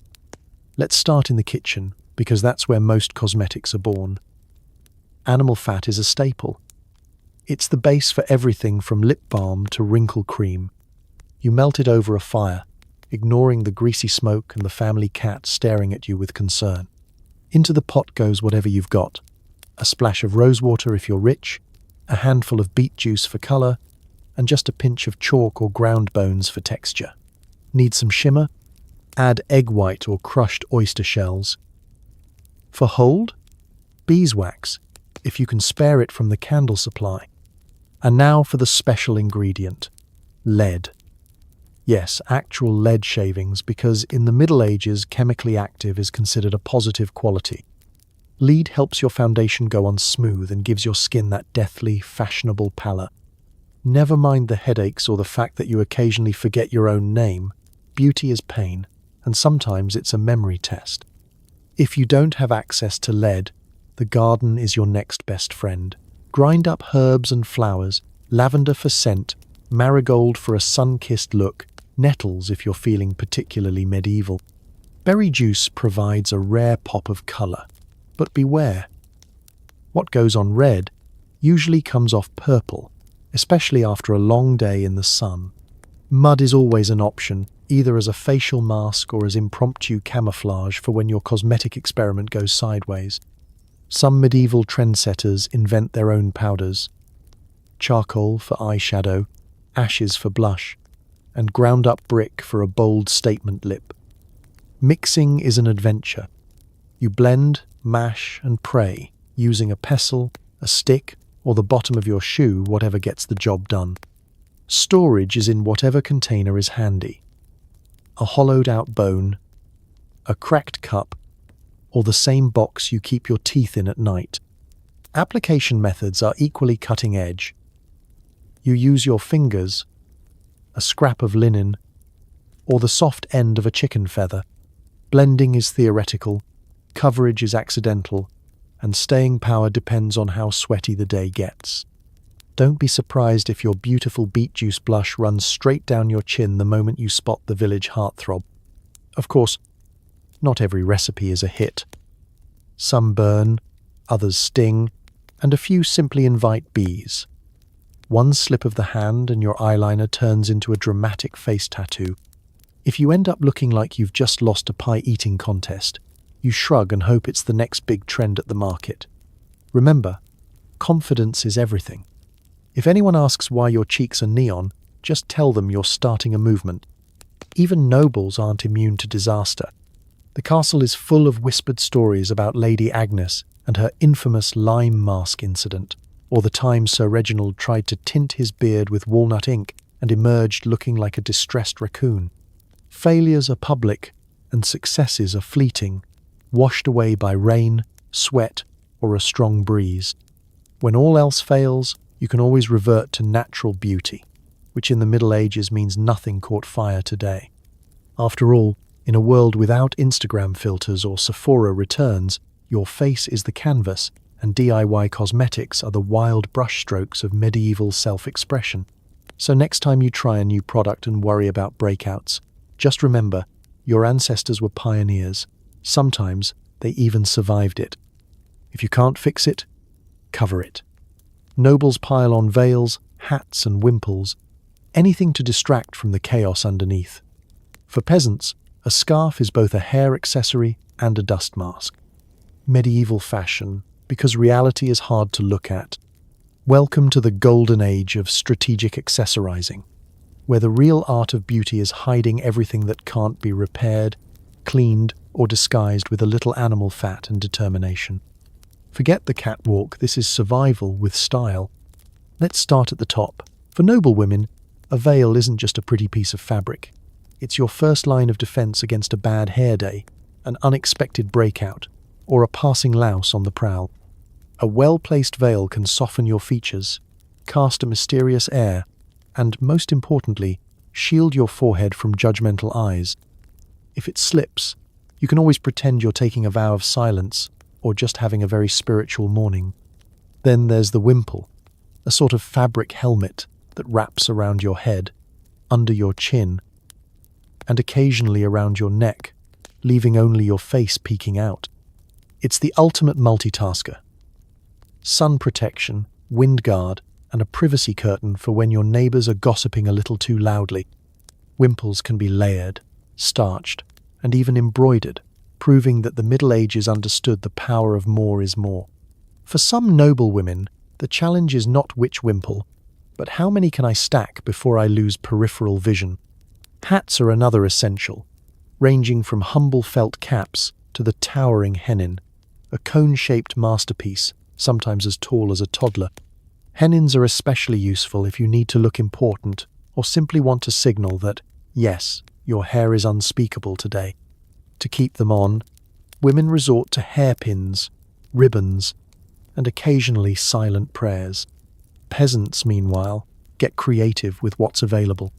A simple woolen scarf is the Swiss Army knife of accessories. Wrap it around your hair to hide the week's dirt.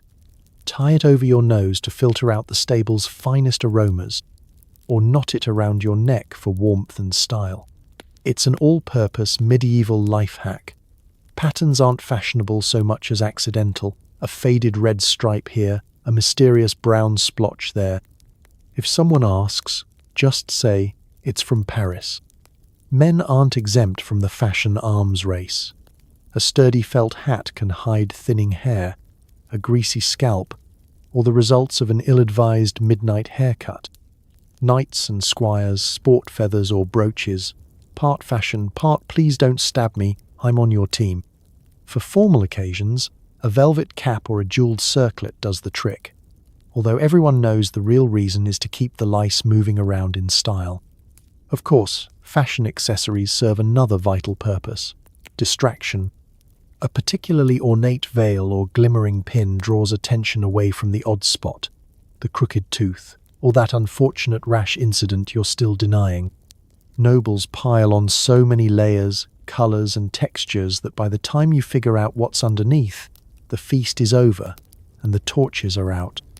For the trendsetters, there's always something new: a ruffled coif, a velvet snood, a cap that doubles as a pillow for those long church sermons. Accessories are traded, gifted, and, occasionally, stolen outright. If you spot your favourite wimple on your neighbour's head, it's just another reminder that medieval fashion is as much about borrowing as it is about buying. In the end, medieval accessories are less about vanity and more about survival. They keep you warm, covered, and just mysterious enough to avoid the attention of both nosy neighbours and the local Inquisition.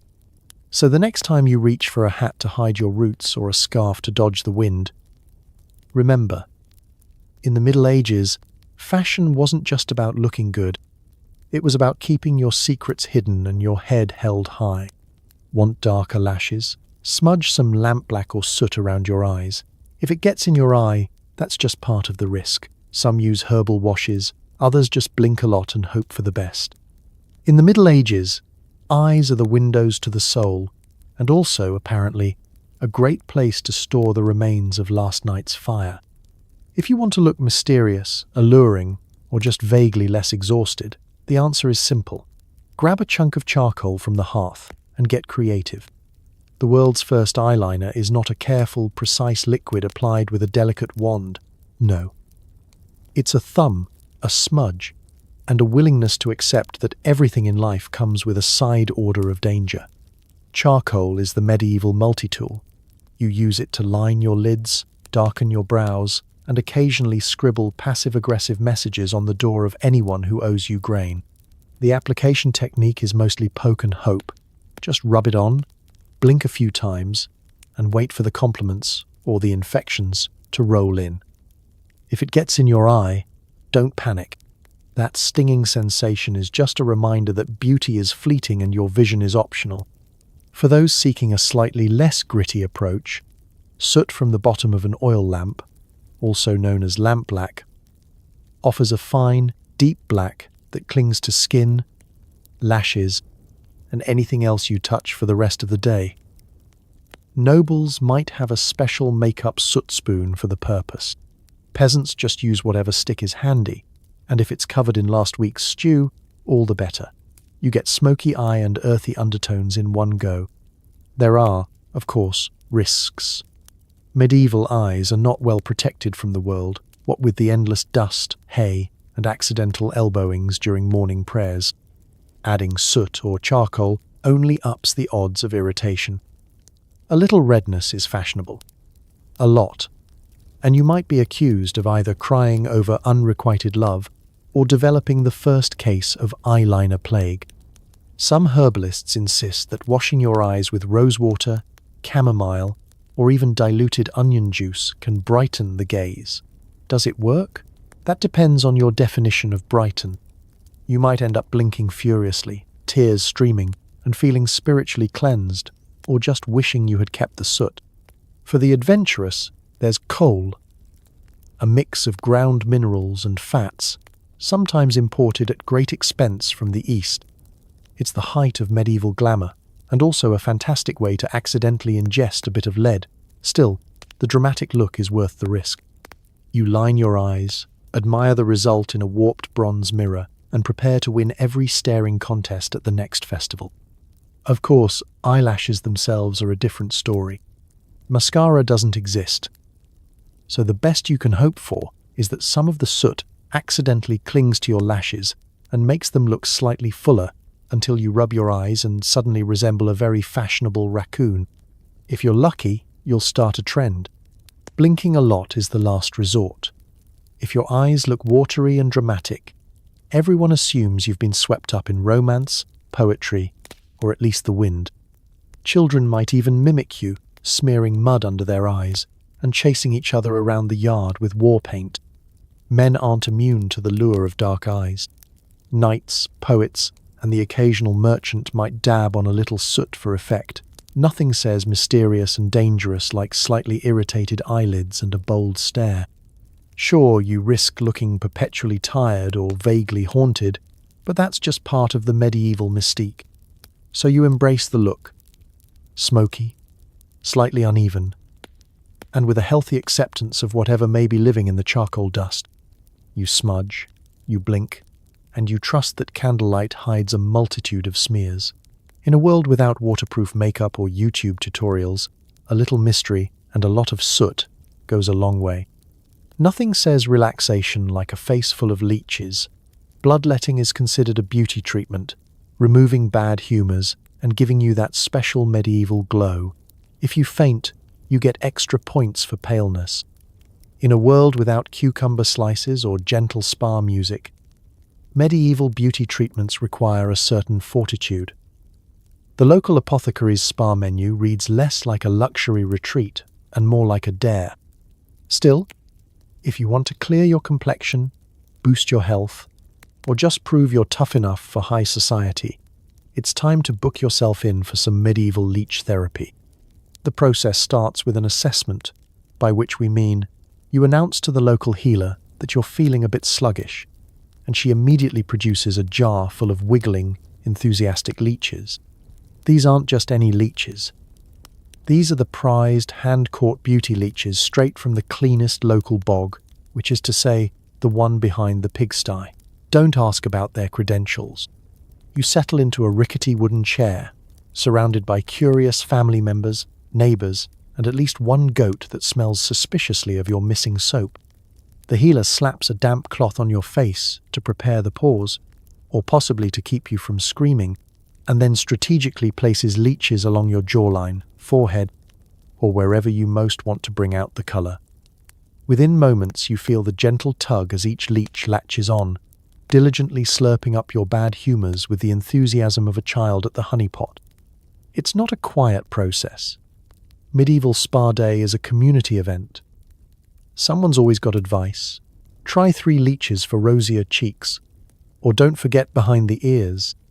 Others just gather to watch, making mental notes about your bravery, or debating whether you look better with or without your current pint of blood. If you're lucky, you'll just feel a little lightheaded, which is, after all, the point. Fainting is almost expected and earns you a few minutes lying on the cool flagstones, gently fanned by your cousin with a chicken feather. The paler you are when you come to, the more convinced everyone is that the treatment worked. Medieval beauty, where looking on the verge of collapse is the height of fashion. For the wealthy, leech therapy is regular self-care. Nobles keep jars of leeches in their chambers, ready for any occasion. Feasts, festivals, or just an inconvenient pimple. Court physicians debate the best leeching schedule, once a week for glow, twice for that slightly haunted look favoured by poets. There's a social element too. Join me for leeching and gossip, someone might say, as if this were a civilized tea party and not a scene from a fever dream. Peasants, meanwhile, turn to leech therapy for everything from headaches to heartbreak. If you're too squeamish for leeches, You can always try a good old-fashioned bloodletting with a knife or needle. Or you just ignore your bad humours and develop a hearty appreciation for cabbage and natural resilience. When the leeches are finally full and detach, sometimes with a polite plop, sometimes with a desperate wiggle, you're left with a constellation of tiny bite marks and, with any luck, slightly less tainted blood. You're also left with an audience ready to praise your new radiance, even as you try not to tip over from sudden anemia. Aftercare is simple. A dab of honey to soothe the bites, a splash of cold water, and a lie down in the darkest part of the house. If you feel woozy for days, that's just your body adjusting to its new, humours-balanced self. If you catch a cold, you're obviously due for another session. So you drift off to sleep, lighter, paler, and somehow more fashionable. Because in the Middle Ages, there's nothing more glamorous than surviving another spa day, leeches and all. Want to look younger? Smear your face with egg whites, honey, or goose fat. If you're lucky, you wake up sticky but alive. If not, you've just invented medieval Botox, facial paralysis from mild poisoning. In the Middle Ages, the search for eternal youth is less about science and more about whatever happens to be sticky, shiny, or within arm's reach. There are no miracle creams, no anti-aging serums, and certainly no cosmetic surgeons, unless you count the local barber surgeon, whose only tools are a sharp knife and a tendency to faint at the sight of his own handiwork. So, if you want to turn back the clock, it's time to raid the pantry and hope for the best. Egg whites are a medieval favourite. They promise a firming effect, if by firming you mean you can't smile, frown, or emote in any way until the next rainstorm. The ritual is simple. Crack an egg, separate the white, and smear it generously across your face. Wait for it to dry, and marvel as your skin tightens so much you could reflect sunlight onto the neighbour's crops. Try to hold a conversation, and your words come out muffled, your expression frozen somewhere between startled and deeply concerned. If anyone asks what's wrong, just blink twice for yes, once for no. Honey, too, is prized for its restorative powers. Spread it on your cheeks, forehead, and, if you're feeling adventurous, your hairline. The results? Sticky, sweet-smelling, and irresistible to every fly within 5 miles. On a good day, the honey draws out impurities. On a bad day, it draws out bees. Still, at least your skin feels soft, if you can manage to peel your pillow off your face by morning. For those with access to livestock, goose fat is another go-to. It's slippery, soothing, and creates a subtle sheen that really catches the candlelight. Some believe it traps youthful moisture in the skin. Others believe it's just another way to repurpose kitchen scraps. Either way, you'll leave greasy fingerprints on everything you touch, from prayer books to bread loaves. If you're feeling especially glamorous, you combine all three: egg whites, honey, and goose fat, applied in layers. If nothing else, you've just created the world's first medieval sandwich facial. But these treatments are not without risk. Sometimes, the egg isn't quite fresh, the honey has a few ants in it, or the goose fat turns out to be from last winter's batch, now sporting a lively greenish hue. Redness, swelling, and the sudden inability to move your eyebrows are all part of the fun. If your face feels tingly or numb, congratulations. You've just discovered medieval Botox, courtesy of a minor case of food poisoning. You can't show emotion, but at least you look surprised by your own reflection. Nobles, ever eager to stay ahead of the beauty curve, add rare ingredients to their routines. Imported almond oil for softness, rosewater for fragrance, and even crushed pearls for that radiant look. Results are mixed. Sometimes you glow, sometimes you're just gritty and confused. Peasants, meanwhile, stick to what's on hand. A cold rinse in the river, a quick rub of nettles for circulation, or just a healthy dose of wishful thinking. You look younger, is what your neighbour says when she wants to borrow flour, not because she means it. In a world where life expectancy hovers somewhere between maybe and not likely, Youth is less about smooth skin and more about being able to run from the baker's dog. So you settle into your nightly routine, massaging mystery substances into your cheeks, practicing your best expressionless stare, and hoping you wake up looking a day younger, or at least not stuck to the bedsheets. Because in the Middle Ages, the real secret to youth is a combination of hope, hard work, and never, ever asking what's actually in the ointment. Sometimes your quest for beauty backfires, chemical burns, boils, rashes, or just general heartbreak when your elixir turns out to be goat pee. But take heart, at least in medieval times, everyone else looked just as rough as you. Let's face it, medieval beauty is less about perfection and more about damage control.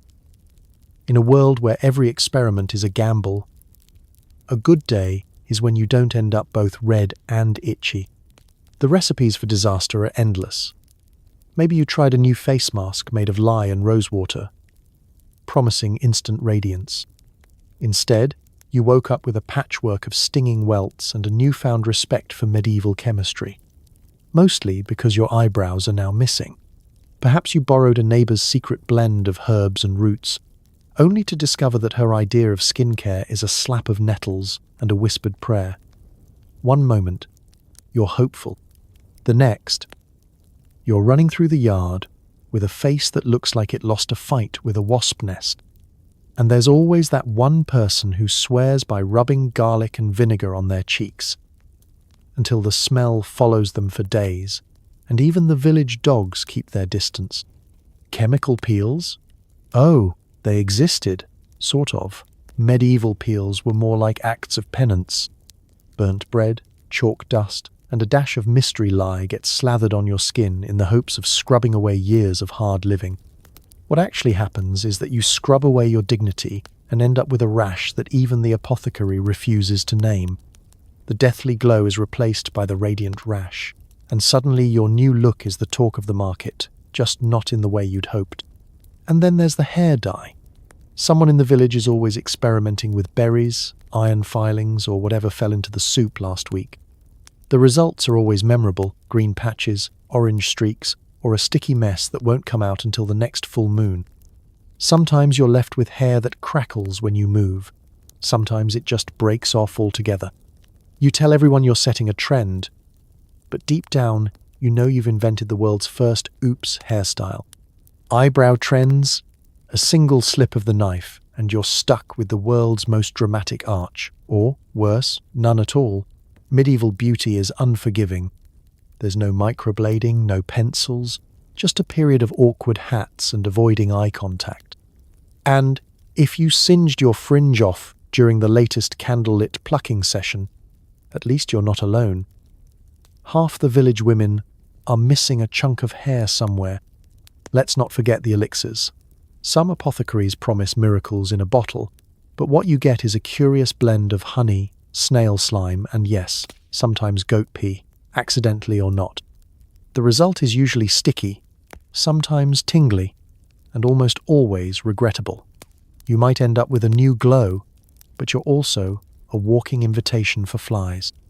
If things go really wrong, think boils, swelling, or spots that move on their own, the local healer's solution is to apply even more dubious substances, or, failing that, recommend a pilgrimage and some time spent in contemplative isolation. Translation: go hide until you look less alarming. But here's the medieval silver lining. Beauty disasters are a group experience. No one is immune. Nobles, peasants, monks, everyone at some point emerges blotchy, red, or with a hairstyle that's just ahead of its time. The more spectacular your failure, the more likely you are to become local legend. Remember old Marjorie's beetroot disaster? They'll say, with a chuckle and a certain relief that today at least it's your turn to be the spectacle. So next time your DIY cream or hair rinse goes sideways, remember, you're part of a grand tradition of people trying, failing, and still going to the village dance. Because in the Middle Ages, beauty is pain, luck, and just a touch of goat pee. At least you never suffer alone. In the Middle Ages, your beard isn't just a beard. It's your personal resume, spiritual statement, and weather protection rolled into one. Growing one is simple: stop shaving and survive. The result? Patchy, unruly, and possibly home to a small mouse. Nobles oil and comb theirs for hours, while peasants just hope theirs distracts from the rash beneath. Forget grooming kits. The closest thing is a kitchen knife and a prayer for steady hands. Beards are a big deal. They signal everything: status, wisdom, strength, and, if you're lucky, the ability to keep most of your soup off your tunic. The bigger and bushier, the better, at least if you want to be taken seriously in the market, the church, or the local alehouse. A well-grown beard can get you mistaken for a philosopher, a knight, or the local blacksmith. A poorly grown beard? You're just another apprentice hoping next year's harvest will be kinder to your chin. The process of growing a beard is medieval simplicity itself. You stop shaving. Maybe you never started. Hair sprouts in unexpected directions and colours, and by the time you've weathered a few winters, your beard is a living record of all your hardships, meals, and possibly pets. Patchiness isn't a flaw, it's a map of your immune system's battles, your dietary experiments, and that one time you fell asleep too close to the fire. Noblemen take beard care seriously. Oiling is all the rage. If you can afford imported olive oil or fancy perfumed concoctions, you're already halfway to the envy of the court. Oiling the beard keeps it soft, lustrous, and slightly less likely to attract passing birds. Combing is a ritual. Nobles use carved ivory combs, or, if you're really making a statement, a silver one gifted by a patron or a grateful relative. The more elaborate the comb, the more you want everyone to know about it. It's basically medieval flexing. Styles vary by region and decade. A long, flowing beard says wise and possibly holy. A short, pointy beard says, I'm fashionable and own several pairs of shoes. A wild, bushy beard with twigs, leaves, and mysterious crumbs. That's practical outdoorsman, or at least hasn't bathed since Michaelmas. Moustaches come and go. Goatees make the occasional cameo. But the key to a successful medieval beard is confidence, and enough self-delusion to ignore the lice. Peasants, on the other hand, have less time for pampering. Their beard oil is whatever's left after frying bacon, and their comb is usually their own fingers or a splintery stick. A good beard is more about warmth and intimidation than style. If you can braid your beard before heading out into a blizzard, congratulations, you've discovered medieval insulation. If it keeps the sun off your neck and scares away wolves, even better. For many men, shaving is a once-a-season activity, and when it does happen, it's a community event. The kitchen knife is sharpened, someone holds a mirror or a shiny pot lid, and everyone gathers around to see who comes out with the fewest cuts. Nicks and scrapes are inevitable. If you're lucky, the new shape makes you look distinguished. If not, you might invent a new trend: the accidental bald patch. Facial hair can also be a spiritual matter. Monks and penitents shave their heads, and sometimes their beards, as a sign of humility. Others grow theirs long to show piety, wisdom, or just an abiding resistance to any sort of blade. The most respected elders are sometimes called upon to bless a young man's first beard, which usually means giving a nod and a solemn, beard-stroking approval. Of course, not everyone can grow a beard. Patchy cheeks, slow growth, or just bad luck can leave a man with the medieval equivalent of babyface syndrome. There are remedies for this: rubbing nettles on your chin, whispering to the moon, or just waiting and hoping. Some dab on soot for extra density, risking embarrassment when it rains. In the end, a medieval beard is less about looking perfect and more about surviving. It's a badge of age, luck, and, if you're especially skilled, a portable snack. Whether you're noble or peasant, patchy or prodigious, wear your beard with pride. In the Middle Ages, it's the only resume you need. Smoky eye? Medieval women invent the look centuries early by smearing coal, charcoal, or burnt almond paste around their eyes. The goal is mysterious beauty, but the effect is usually just got punched by the 14th century. The downside? Coal sometimes contains lead, so you get a dramatic look with a complimentary headache and a lingering sense of regret. Still, worth it for those rare, candlelit selfies. Let's set the stage. There are no makeup palettes, YouTube tutorials, or waterproof formulas. Just a chunk of burnt stuff, a hopeful attitude, and an unwavering commitment to fashion, even when nobody's invented mirrors that aren't slightly wobbly and terrifying. The art of the medieval smoky eye is pure improvisation.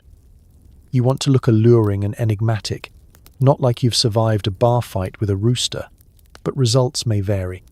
For those in the know, kohl is the gold standard. Imported at great expense from far-off lands, true kohl is a mixture of ground minerals, often galena, which is, unfortunately, lead-based. Application is simple. Dip a stick, a bone, or your pinky into the powder. Lean in close to a polished piece of bronze and try to draw a smooth line while 3 children, a goat, and your mother-in-law look on. The line is never even, but you can always claim you're going for artistic chaos. If you're not in the tax bracket for imported kohl, you make do.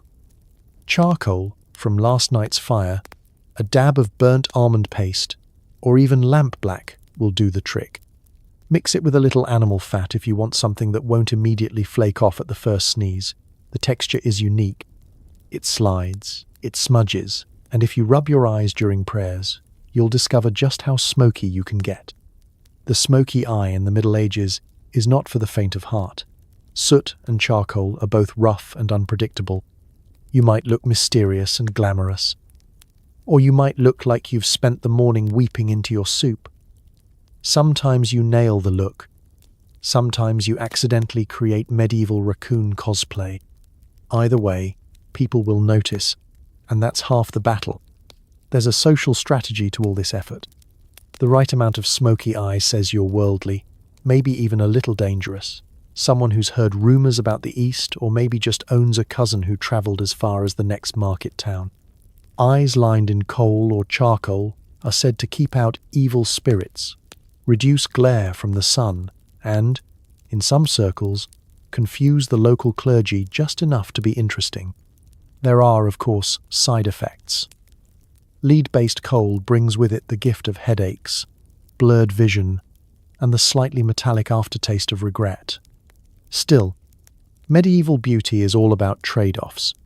If your eyes water for hours, that just adds a bit of dramatic shine. If you start seeing double, it's a sign your mystery is working overtime. Not to be outdone, men sometimes jump in on the trend, especially soldiers, travelers, and the rare noble who wants to look both intimidating and trendy. Nothing says "don't mess with me" like a little eyeliner peeking out from beneath your helmet, even if you have to explain the look to your great-aunt every Sunday. For peasants, the smoky eye is more accidental than intentional. A morning spent tending the fire is all it takes. You wipe your brow, rub your eyes, and, congratulations, you're ready for a medieval masquerade, or at least to frighten the chickens. It's fashion by proximity. So, you lean into the look, bold, slightly chaotic, and always unpredictable. Whether your eyeliner is perfectly smudged or drifting down your cheeks by noon, you're part of a long tradition of people willing to risk a little eye strain for beauty. Because in the Middle Ages, every candlelit evening is an opportunity for a selfie. Just as soon as someone invents glass that isn't rippled and green. And if all else fails, you can always say you were going for mysterious. After all, nobody really knows what you were aiming for, not even you. Fair, uncalloused hands are the ultimate sign you've never worked a day in your life. Nobles don dainty gloves made of silk, leather, or occasionally something that once meowed. For everyone else, beauty hands means scrubbing with sand and lye or just hiding them in your pockets. Bonus points if you avoid mysterious medieval fungi. Extra bonus if your ring fits over the swelling. In the Middle Ages, your hands are on display as much as your face. They say everything about you, from the calluses on your palm to the colour of your knuckles. The smooth, pale hands of a noblewoman are as prized as her dowry, soft, slender, and completely impractical for anything more strenuous than lifting a goblet or daintily stroking a lapdog. If you have a rough patch or a scratch, you hide it behind a handkerchief and hope nobody asks you to pass the bread. Enter the glove, the Swiss Army knife of medieval fashion. For the upper classes, gloves are not just protection, they are statements. Silk for feasts, velvet for church, and supple leather for riding or just looking important. A truly wealthy noble might own gloves lined with squirrel fur or even cat, a luxury so decadent you don't know whether to show them off or apologize to the village mousers. Gloves are embroidered, bejeweled, and perfumed. To be gifted a pair is the medieval equivalent of getting a new smartphone, status, utility, and the power to make everyone else quietly jealous. Wearing gloves is both an art and a ritual. You must put them on with care, never tugging too hard, lest you tear the fragile seams. Once they're on, you keep your hands in elegant poses, wrists delicately bent, fingers lightly curled, never actually gripping anything that might be dirty or sticky. The gloves come off only for washing, prayers, or the rare moment you want to show off a new ring, assuming your hands aren't too swollen from last week's bee sting. Peasants view glove chic with a mix of envy and confusion. Their hands are their tools, stained with earth, nicked by brambles, and sometimes home to whatever fungal experiment is thriving beneath the nearest fingernail. The closest thing to a glove is a woolen mitten with 3 holes and the faint scent of turnip. If a peasant tries to hide their hands, it's not for modesty but to keep the chickens from pecking at their scabs. The peasant's hand care regimen is creative. Washing up means grabbing some sand or ashes, scrubbing until most of the topsoil comes off, and then rinsing in the coldest available water. Lye soap is an option for the brave, but it strips away more than dirt, leaving hands red, raw, and oddly shiny. If the swelling is especially dramatic, you can always claim it's the new look and wait for the trend to catch on. Meanwhile, rings are sized for practicality, not style. A snug fit means it won't fall off while you're milking a goat or running from creditors. Medieval hands are a medical mystery. Fungi, warts, and mysterious lumps come and go, often earning colourful nicknames. A bad rash is just part of life, and anyone who's ever tried to impress a suitor with clean nails knows the feeling of scrubbing with a stick and then hoping the candlelight is dim enough to hide the results. Fair hands are sometimes faked with flour or chalk dust, but one drop of sweat and you're back to reality. For the truly desperate, there's always hiding. Tuck your hands under your cloak, in your belt, or, if all else fails, keep them tightly folded during every conversation. If you're caught, just say you're cold, pious, or pondering something very important.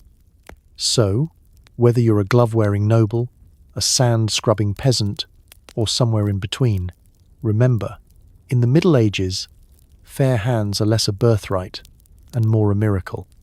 And if you can get your ring on without losing circulation, you're already ahead of the game.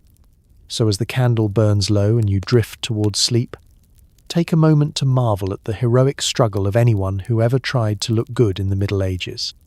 Maybe you spent your day scrubbing your face with lye, brushing your teeth with sticks, or applying a little too much deathly glow lead powder.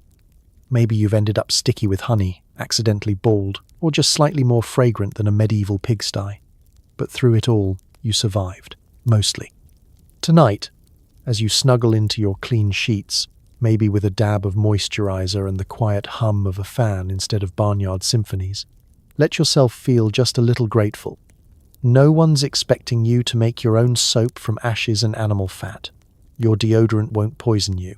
And your biggest beauty risk is maybe running out of shampoo, not catching lice from your pillow. Because history proves one simple truth. People have always been desperate, hopeful, and just a little bit ridiculous in the pursuit of looking good. Maybe it's human nature, or maybe it's just that we all want to be seen. Even if it means smearing beet juice on our cheeks and pretending we're radiant. So tonight, thank your ancestors who braved vinegar baths, suspicious powders, and questionable spa treatments so you could one day enjoy toothpaste, clean water, and skin that won't glow in the dark. You're living the dream, even if your hair is a mess and your pajamas don't match. Rest easy. Tomorrow's beauty routines will seem just as absurd someday. But for now, you're safe, clean, and unpoisoned. Sleep well, and may your dreams be free of lice, leeches, and medieval makeover disasters. Good night.